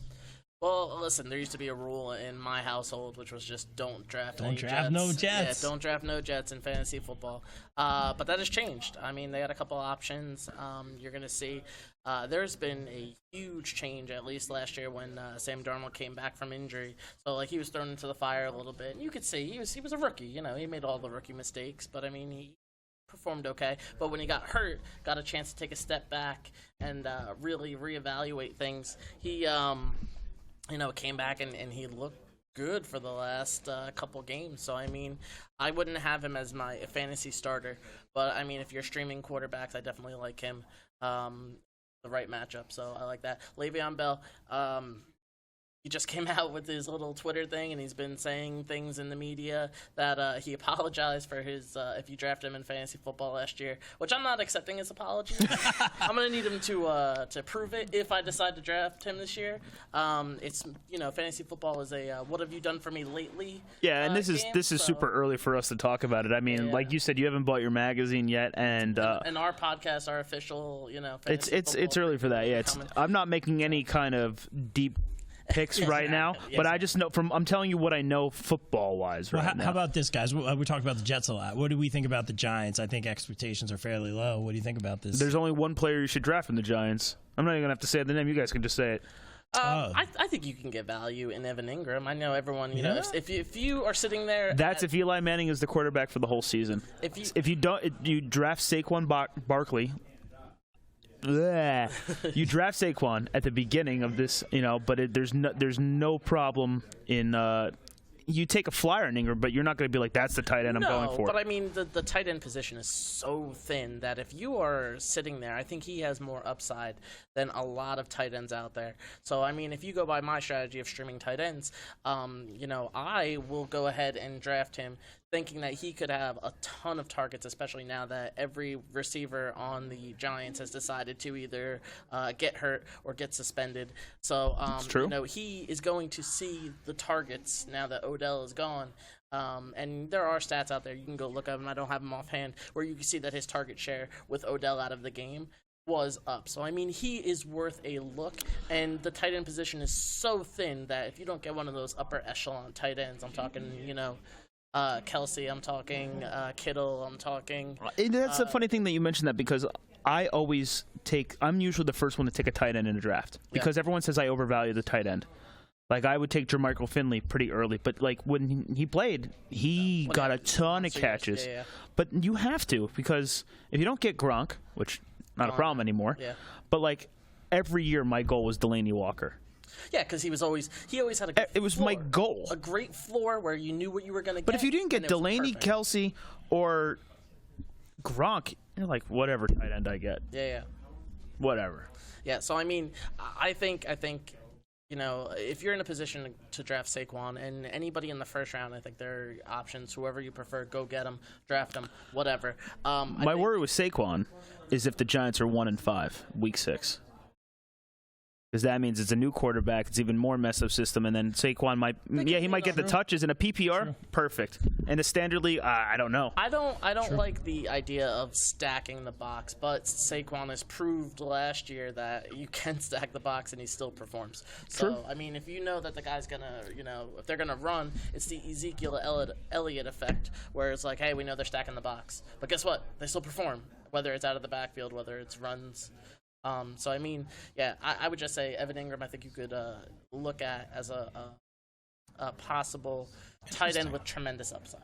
It's funny because a couple of weeks ago, outside a live event, we talked to The Miz, obviously a WWE superstar, and from The Miz and Mrs. on USA. And the real world, let's be honest. And the real world, Or was he Road Rules? I don't know. Both. That's just where I know him The from. Real World Road Rules Challenge. There you go. He won a couple of those. But basically, we asked him, like, who's your first round draft pick? He's a big fantasy football guy. He goes Saquon. So I don't know if that was a misdirect or whatever. It was also in Jersey, so he might have been playing to the crowd. I thought that like too. He was doing. He's a Cleveland guy, isn't he? He is, and he takes it very seriously. Speaking of which, nice segue, Tim. Let's talk about those Cleveland Browns. What do you think? Is it a lot of hype? It's all hype, but Baker Mayfield lit the world on fire when he finally got a shot, and they fired Hugh Jackson. So, I don't know. He's got a lot of passes he's got to throw to a lot of different targets, and I think their running back situation might be a little bit of a mess, but I think for at least 8 weeks, Nick Chubb is going to be awesome until Kareem Hunt gets back, if they decide to do a share after that. I mean, there's a lot of mouths to feed, so I think the targets are there. Potentially on offense, they could put up some points. I like how everyone has a question about the Cleveland Browns. Like, what are they going to be? Are they going to be the front? Blah, blah, blah. I'm like, on paper. On paper, yeah, absolutely. But the Cleveland Browns question mark is Baker Mayfield. If he is the quarterback, if he's the guy, if he's going to be their quarterback for a very long time and he's going to be a football player, then the Cleveland Browns are going to be very, very good. If the Cleveland Browns are bad, it's going to be because of Baker Mayfield. I mean, I just saw a YouTube video last night of them at the Cleveland Indians game. He gets, he puts it up there. He finishes his beer, gets tossed another one, chugs another one, and Cleveland loves it because that's the kind of people that are in Cleveland. I love it too. Don't get me wrong. I'm all about it. But then if he can't throw or catch the football like he throw or catch that beer, then the Cleveland Browns aren't going to be good because Odell's going to get mad. And yeah, the running back situation is a question mark, but there should be a powerhouse. Fantasy-wise, I had the same rule with the Jets as I had about the Browns. You don't draft a Cleveland Brown. Yeah. This year, I think you can take flyer on many of them, but it's all going to be about Baker. And I think he's the one that you take maybe the least in all the flyers. Like you'll take Odell. You'll Jarvis Landry, maybe? Yeah, Jarvis. Oh yeah, you'll take all that fine. But I'm worried about the amount of drop passes or interceptions he might have because he's got a lot to prove, and he might chuck them up to Odell that can be picked off. Listen, the Cleveland Browns are a big question mark for me. I'm reading USA Today. It's a newspaper, and they're putting out who they think's going to win that division. They put up the Steelers. I was like, really? Still? Really? Very confident. And they didn't. And they were bold in it too. And I'll bring this guys up to you. I'll segue into that. I was reading the USA Today, and they had their polls up of who's going to win the West and who's going to win the East. And they had in the Super Bowl, and because I'll fast forward right through it, they had Chargers-Eagles. They had Chargers-Eagles in the Super Bowl. Guess who they had winning? I'll go Chargers. I'll go Eagles. No, they won Chargers. Yeah. I think Phillip Rivers is technically never going to win a Super Bowl. I don't think he's ever going to win a Super Bowl. I don't think Carson Wentz is going to get to another Super Bowl. I think he's going to get injured again, so I think that polls way off. I think Phillip Rivers is going to be this generation's Marino, where he doesn't win that Super Bowl. I agree. Yeah, and Jim Kelly, you could throw anybody who hadn't, but I mean, he's been playing at such a high level for so long. It just doesn't seem like they've been able to put it together, and it's really tough, that situation out there, because they're not drawing any fans. They can't sell out a 25,000 person soccer arena while they're building the new stadium out there. So I mean, I don't know. But you know who I'm going to draft from the Chargers? And I didn't even think another question about it. I've been doing it for the last 5 years, and I have no doubt I'm going to probably be the one to do it again. Is it going to be Keenan Allen? No, it's going to be Melvin Gordon. I go for him like crazy every year. You know what my starting running backs were for that third place season? What? I drafted Mark Ingram 2 picks later on the snake draft, got Melvin Gordon. Everyone's like, you put 2 running backs.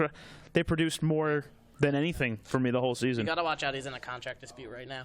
But I mean, him and his write that down. Yeah, him and his agent, they've quote unquote demanded a trade. They put it out in the media, so I don't think it happens.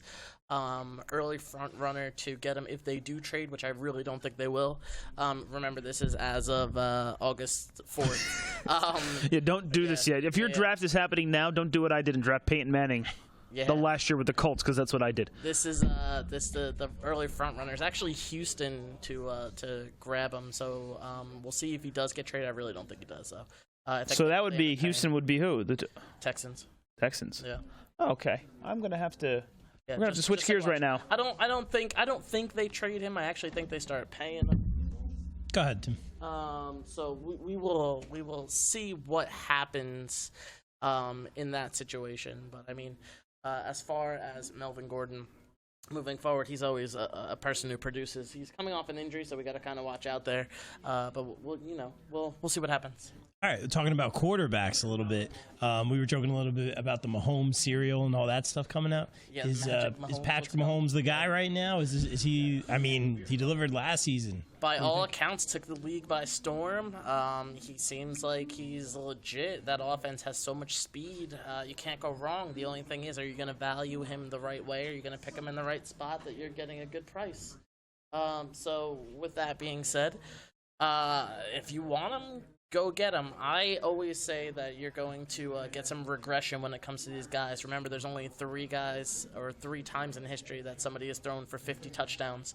And the NFL's coming up on their 100th year, so think about that when you're drafting him. I don't think he's going to hit 50 again. I think you're more apt to get 37, 38 because I think that's a high-powered offense. I gotcha. And we're joined, of course, by the editor-in-chief, the man, the myth, legend, my good buddy, Mr. Bill Boggin, who does have some football opinions, I believe.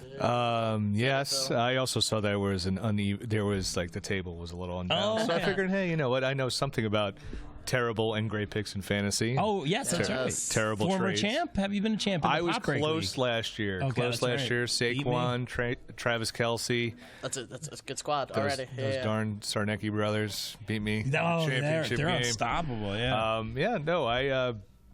Were you guys just talking fantasy or regular? We're talking fantasy. Talking fantasy right now. A little bit of everything. But sprinkle in. We talk Giants and Jets. What do you think of the Giants, real quick? Yeah, say no more. My goodness. I think it's gonna be a rough. It's gonna be tough for them this year, especially you got Golden Tate on the 4-game suspension if that's upheld, and their defense. It's got to be a lot about that defense. They have to get that wide receiving core going because Yes, Saquon. absolutely. And I think What did you guys talk about Saquon as a pick this year? I'm sure you did. Yeah, I mean, a little bit. he's gonna be a top 5 pick in every draft. I have my doubts on that actually because just given the Giants' offensive line struggles, hopefully the Kevin Zeitler trade works out. But given the fact there's no Odell Beckham, you now have an injured Sterling Shepard. You have a 4-game suspension for Golden Tate. Yeah. I mean, is anyone going to be scared of a Giants wide receiver outside of Evan Ingram and you cover him and put 8 in the box and you We were just talking about that. Yeah. So I mean, listen. It's where you value these guys. He's still going to be a first-round pick for somebody. Oh, sure. So I mean, am I deterred from taking him? If you tell me right now that I have a top 3 pick and I have to choose between a couple guys, I might lean the other way. But if I'm sitting there at 7-8 and Saquon's there, for sure, taking him easy. So I mean, I agree with you. It's like you're getting 8 in the box. Mm-hmm. You know that they're going to run the ball. Or they're going to try to throw it out of the backfield. So I mean, I am a little bit concerned when it comes to drafting Saquon, but he's still going to be there. You got to take him at that spot. Oh, absolutely, yeah. But I'm not saying if you have a top 3 draft pick, you might want to think long and hard before you get into that one. Whereas I think you got value in Sterling Shepard when he comes back. Because I'm sorry, Golden Tate, because I think he's going to go in a later round, and I think he's going to be a really good hands guy for Eli this year. Going to catch up a lot, especially in PPR. I think he's going to catch a lot of balls this year. Yeah, you got to wait for that suspension, which actually might get reduced if they believe his story, which I kind of get. I think it was a fertility thing. Yeah, but it was who was it recently on WFAN? Bart Scott was talking about it, and there was a defensive player who had the same issue, but his full suspension was not upheld, but it was enforced because he should have told them before he did the drug. So they're drawing the hard line. It might be that. It might be that. I'm hoping not.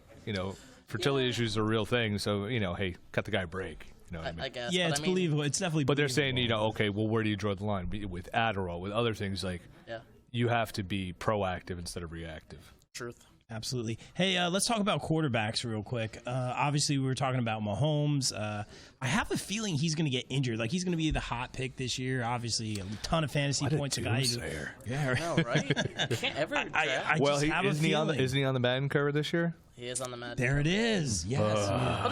But it's been to better. confirm my theory, man. But it's been better. Antonio Brown was on it last year, and he led the receivers. That's true. That's true. Can't argue with facts. Broken clock because Rice Tom touched Brady, won the Super Bowl. He was on the cover. Yeah. Absolutely. Who are we thinking? I mean, I know, Tim, you're not going to give away your picks, but who are you thinking? Top 3, Aaron Rodgers, injury prone a little bit more. How's he going to do this? I think Aaron Rodgers has a lot to prove now that his former coach is out and they brought in the guy from Tennessee, LaFleur. We'll see if they have a nice chemistry, and we'll see if they decide to let it fly a little bit. But I think didn't they just add a big weapon for him? Or some quasi like a tight end they added that was pretty decent. They had Jimmy Graham. That was last year. Okay, Yeah. I thought, but he's still gonna be there. So you don't have a ton of guys he's thrown to still again. Yeah, Devontae Adams, who's a perennial Pro Bowler. Some other rookies from last year who have proven that they can play.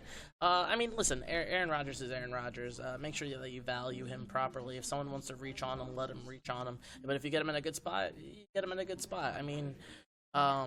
He's still Aaron Rodgers. He still should throw 28-plus touchdowns. Yeah. The old rule for fantasy football, at least that I used to go with, is draft a guy that's going to get you 25 touchdowns in the first 15 weeks because you'll be in good shape then. You don't have to worry about the last 2 weeks because you say you get 4 or 5 in the last 2 weeks, that gets you to about 30 touchdowns.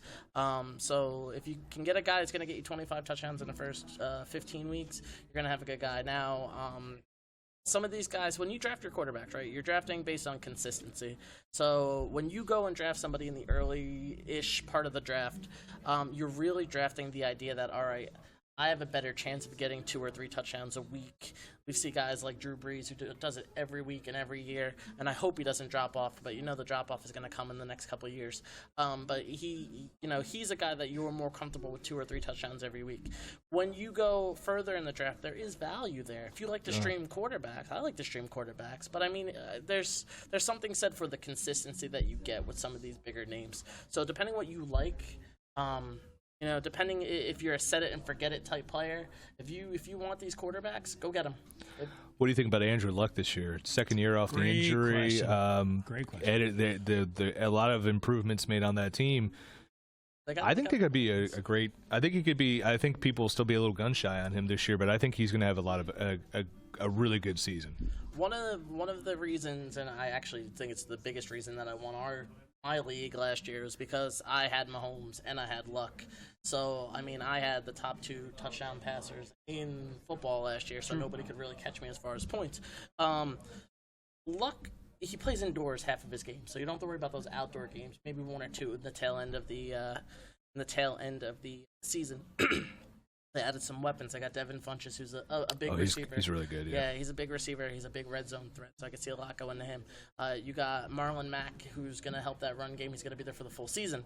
So he'll be there, and he's, you know what?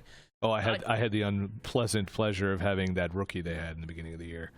Yeah. But Hines, is that who you had? No, I had the other guy. Oh, the other guy. Okay. Yeah, he was not great. So I've been listening. Andrew Luck, I think, will do a fantastic job. My only concern is their defense is that much better, and they made improvements to the offensive line. Yeah. So, yes, he could go out and he could light the world on fire again. I kind of see them being up a little bit more and running a little bit more. Okay. So, do I see 35 touchdowns? I put him closer to the 30 range. But I think that he's one of your more consistent guys out there. If you go ahead and draft him, which you might have to go a little earlier if you really, really, really want him, he's one of those guys that it's a set it, forget it.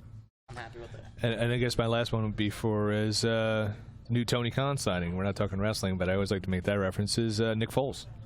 Yes. We saw him as a starter, kind of wet the bed a bit. Then we come back with the Eagles, and, he's St. Nick. Yeah. What's your prediction on Nick Foles? Because we've seen the tale of two cities with this guy. Make a little English degree reference there. Yeah. In all honesty, I think Nick Foles is a very accurate passer, and that's what made him So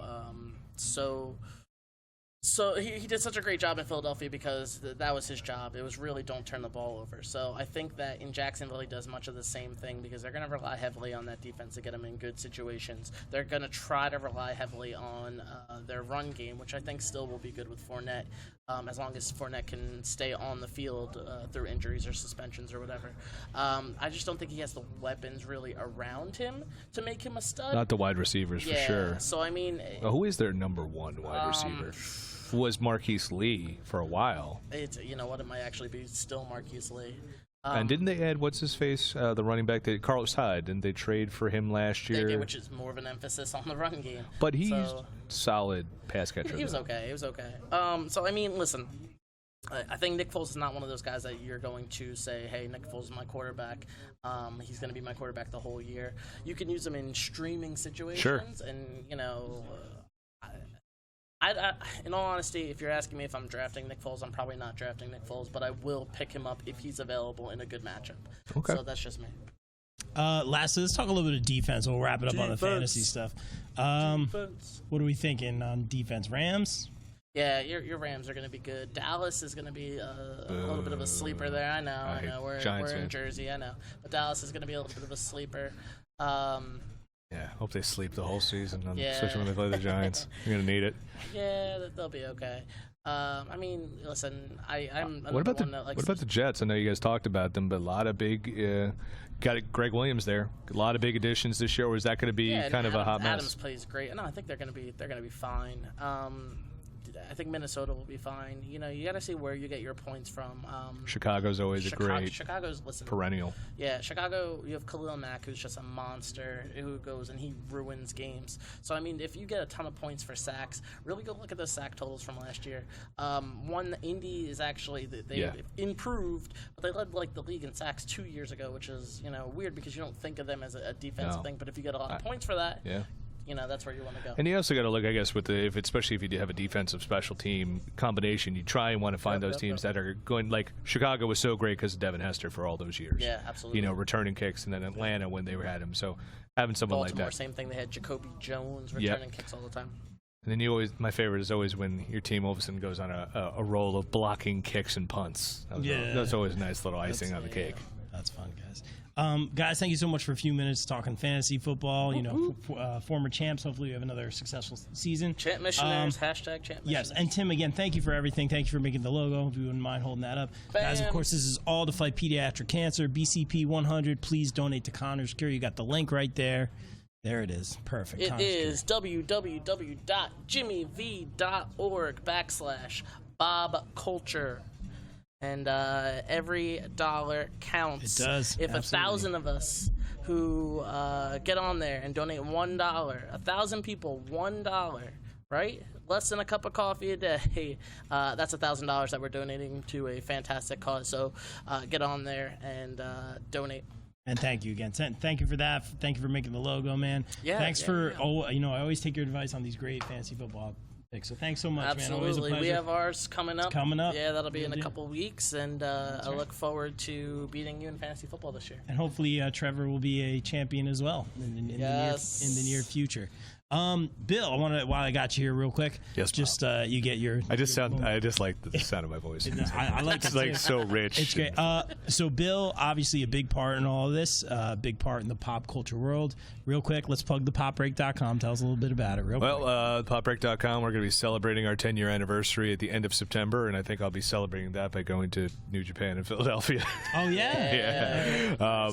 But yeah, we're at the popbreak.com. Like I said, been around for 10 years, covering the whole gamut of pop culture awesomeness, from film and music to TV, wrestling, comic books, and everything in between. Have great writers like Rob over here, like Mike Vacchiano, like Matt Wittes, and I've been blessed to have a lot of really awesome writers and photographers all around the country to do stuff. You know, been really blessed to have people going to Tribeca Film Festival in San Diego and New York Comic Con and doing some really, really cool things. You know, a year ago we shot Taylor Swift in the MetLife Stadium because why not? Yes, that's what we do. One of those surprise things you don't expect. But you know, it's been a great run so far, and I look to a lot more time. Check us out, thepopbreak.com, at popbreak.com. I'll spell that on Twitter, at the Pop Break on Instagram, and /popbreak.com, all spelled out on Facebook. And like I said, check this handsome rambler over here. That's me. He does a lot of stuff on there, and you know, it's great to be here. You know, hoping raising a couple bucks for a really great cause. And you know, I've loved being a guest on the Bob Culture podcast. I'm very TV PG today, as opposed to previous podcasts. I'm sure WWE has listened to my podcast and be like, this is why we don't hire him, because of how he swears about Randy Orton. No, it's just my lack of talent. But no, I'm kidding. But it's no, it's been a blessing being here, and thank you, Bob, for having me. Yeah, hey, anytime, man. And Bill, let's handshake on there right on the camera. Wait, here it is. Yeah, too sweet. All There. right, there it is, man. We're so 2 years ago. Good. There it is. Good We're all brother. still hopeful. Yeah, totally. So, Bill, I just want to thank you, as always, for coming on, man. Thank you for the opportunity to write for the Pop Break. I've been a big fan for a while, and I was like commenting on the stuff. So when you're looking for a writer, I was like, okay. And it's going great, and I got to interview some awesome people. Just had the interview with the Get Up Kids. That's right. It's fantastic. Jason Jones from the Detour. Come on, how cool was he? The Detour and Bob have a passionate love affair. Great social media. Great show, but so many opportunities. I know I'm bugging Bill every day because I got like, we should interview this person. You're like, free agent. You're like, let's interview the Big Show about a show about Netflix. I'm like, it hasn't even filmed yet, dude. But I'm the first one. I'm ready to get you. The first one knocking at the door. But and Pop Break's fantastic. I really feel like that I'm friends with everybody on the site. I have to say, I haven't met them. I know, and there are people on there that I have not met, and there are people who I became great friends with and have done their weddings, and reunited members of my family that I barely have met and become close with, and I just have you don't do this for 10 years without great people working with you and working for free. Yeah, which is crazy. We love it. And my whole thing is I hope I've given back in some way to people, and it's great when you see people from the staff going on to bigger and better things, even though they leave you. They're like kind of like your kids going off, getting great jobs and doing cool things. So I'm proud of every person who's written one story or 1,000 stories. I'm proud of all of them, and I'm honored to have them as part of the team and making this thing happen for 10 years. Every day, man. It's getting bigger and better every day. Yeah, I got as soon as I leave here, I got to transcribe a half an hour panel about Preacher. Dude, transcribe, that is my least favorite thing to do. Yeah, try doing it with the audio. It isn't even good. Been there, man. Oh, I gave you that one last year. You're like, I felt the fear in all your IMs. And I knew nothing about the content either, which made it hard. It's exactly what I'm doing right now. Yeah, exactly, man. But we do it because we love it, man. Absolutely. Put in the work. Bill, thank you so much. Always a pleasure. Thank you. Continued success. Tim, let's get the wife over here. Is the wife available? Let's get the wife over here. Lady K. Lady K. Bill Bodkin and Tim Urie, ladies and gentlemen. Let's get the wife over here. Thank you for having me. Round of applause for the diva. We might be hearing some more tunes from her in a little bit. Throw on some headphones up. How are you? I'm pretty good. Thank you for doing this. So we had some technical difficulties earlier, so we might run a song or two again in a minute. But basically, tell everyone what you've been up to in the studio lately. Oh yeah, sure. So I've been working on my first solo album because I'm just sick of you and Max. But it's gonna be 5 songs. Not true. Yes, it is. I hate them. So it's going to be 5 songs, and it's really, really different from anything I've ever done before. It's got more of like a pop vibe. There's some acoustic stuff, but I had some dum-dum put drums on my songs. Hired gun, who will remain nameless. Mm-hmm. But I'm really excited. It's almost done. It should be done around I would say the early fall, mid-fall, maybe. I just have like a couple more things to do, and are we talking about our Taylor Swift album? It's not essentially Taylor Swift. Like not currently Tay-Tay, but like earlier Taylor Swift with the curly hair and the acoustic guitar. It's not early Taylor Swift. Oh my God, I hate you. What would you compare it to? I would compare it to nothing because it's unique greatness. I don't believe you. All right, you're part of a female-fronted rock band in New Jersey, right? Sure. Wow. Name Vextion. This is not what I was going for, by the way. No, I know, but she's been getting salty all day with me. All right, what? So not my wife. No, she's a very nice person. How she tried to kick me you, before. Sir? Pretty sure she tried to kick me before. Me too. But my point is, so female-fronted rock band, sure. right? Sure. As they say, yeah. Well, that's what you are in. You're in a band called Vextion. So what I want to know the difference. I've been talking about it with a couple of people. People want to know the difference between what is Vextion and what is going to be Lady Kate. The difference between Vextion and what I'm going by is my name, Kate Ortiz, is going to be my moniker in this world. Now, when you do the album cover, will you look at the camera or just be off into the distance? You know what? I haven't decided how dramatic I want it to be, so it might be full eye contact like this. I know that look. But less angry, probably, I guess. I haven't decided. I'm going to hold back on that because I love you. All right, go on.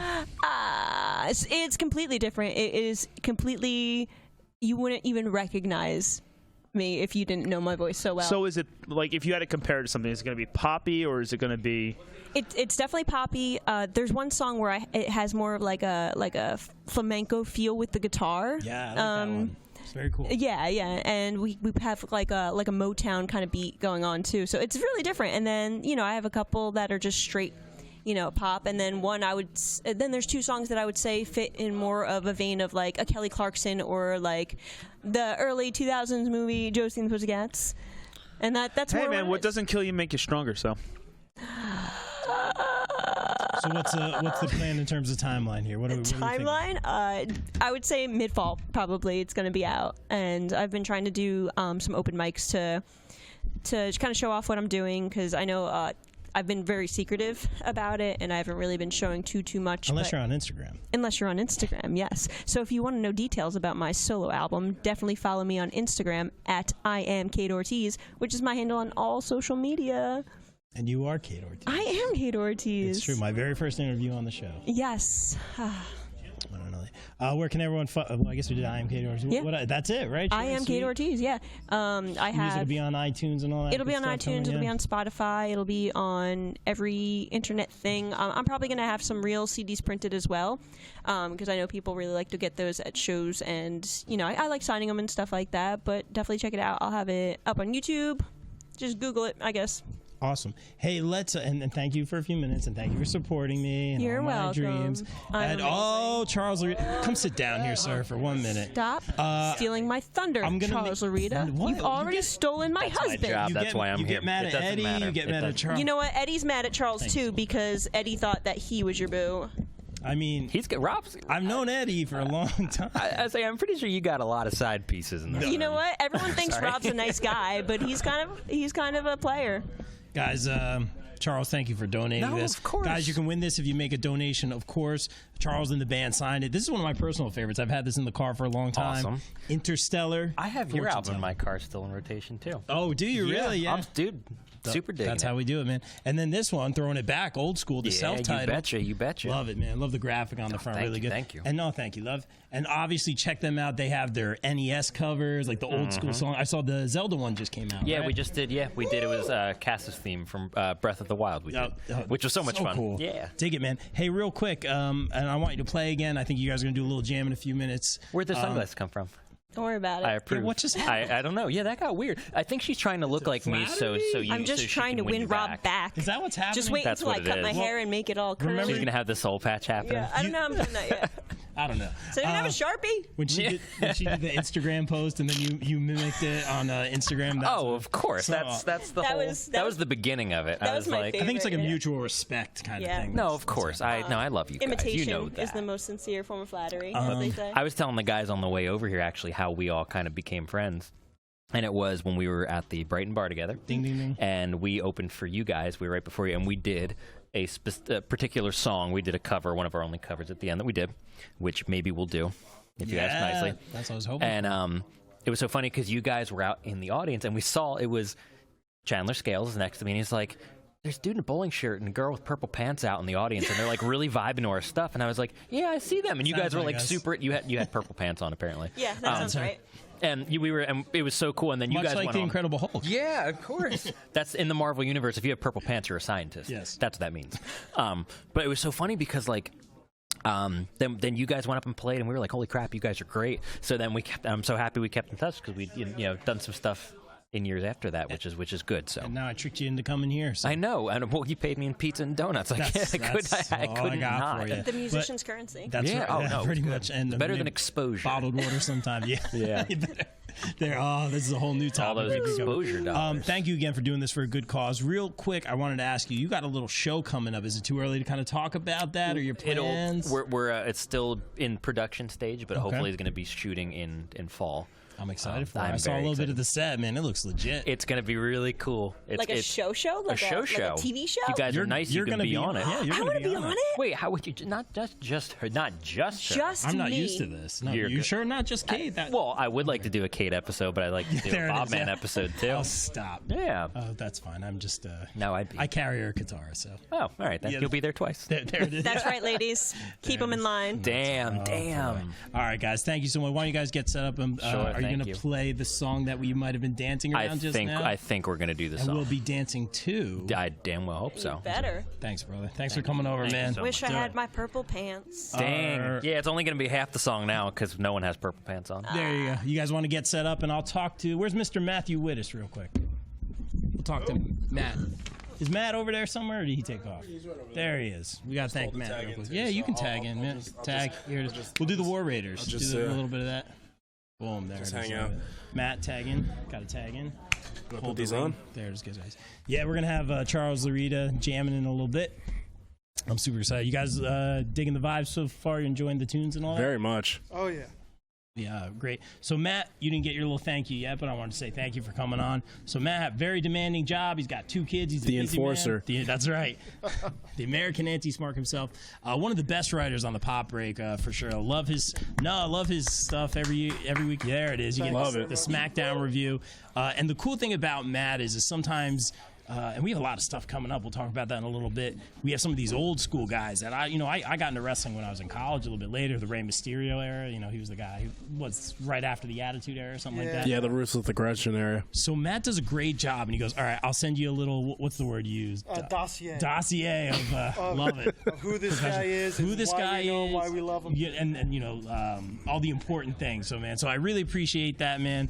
And you always make time for us with your busy schedule. So thanks for coming to this, man. Appreciate you get a handshake too. And thank you, Rob, for having me on the show, introducing me to Bill, and getting me on Pop Break. That's right. And thank you for being the best friend to my brother from another mother, my cousin Vac. That's right. Best friend squad right here. There it is. Right there.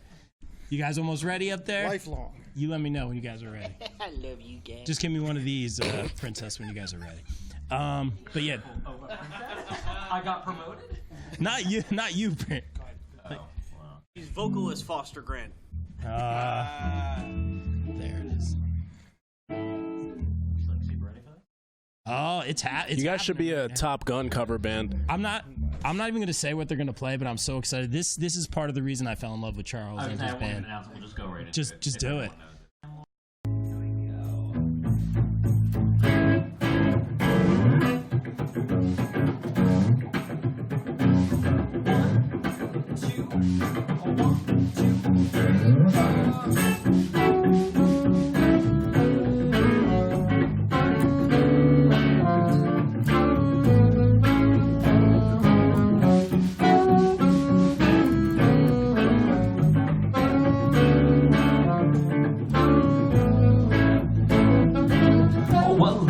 Time, that we had this conversation, I decided we should be friends. But now you're going round in circles. Tell me, will this deja vu never end? Do it, girl. Now you tell me that you're falling in love. Well, I never ever thought that would be. This time you gotta take it easy, throwing far too much emotion to me. But any fool could see this, darling, and make me understand. 'Cause baby, I've given you everything, all that joy can bring. Yes, I swear. And with all that I want from you is a promise you will be there. I'll say you will be there.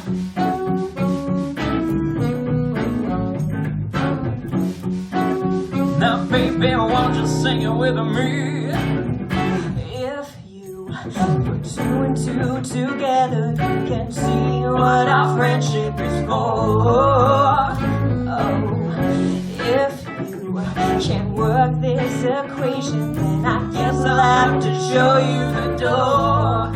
But any fool can see they're falling. Gotta make you understand. 'Cause baby, I give you everything, all that joy can bring. Yes, I swear. Yes, I swear. And with all that I want from you is a promise you will be there. I'll say you will be there. Oh.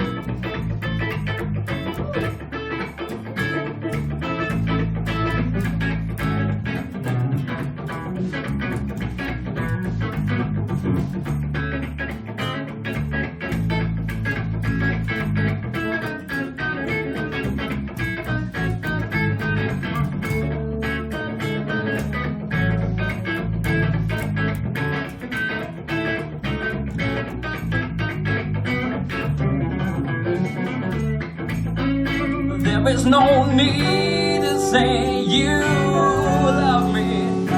would be better left unsaid. Now, babe, I give you everything in this, I swear. Just promise you'll always be there, 'cause I'm giving you everything, all that joy can bring. Yes, I swear. Yes, I swear. And with all that I want from you is a promise you will be there. Always be there. Now, baby, I'll give you everything. You everything. That joy can bring. And I swear. Yes, I swear. With all that I want. All that I want from you. Yes, I promise you. Be there. Always be there.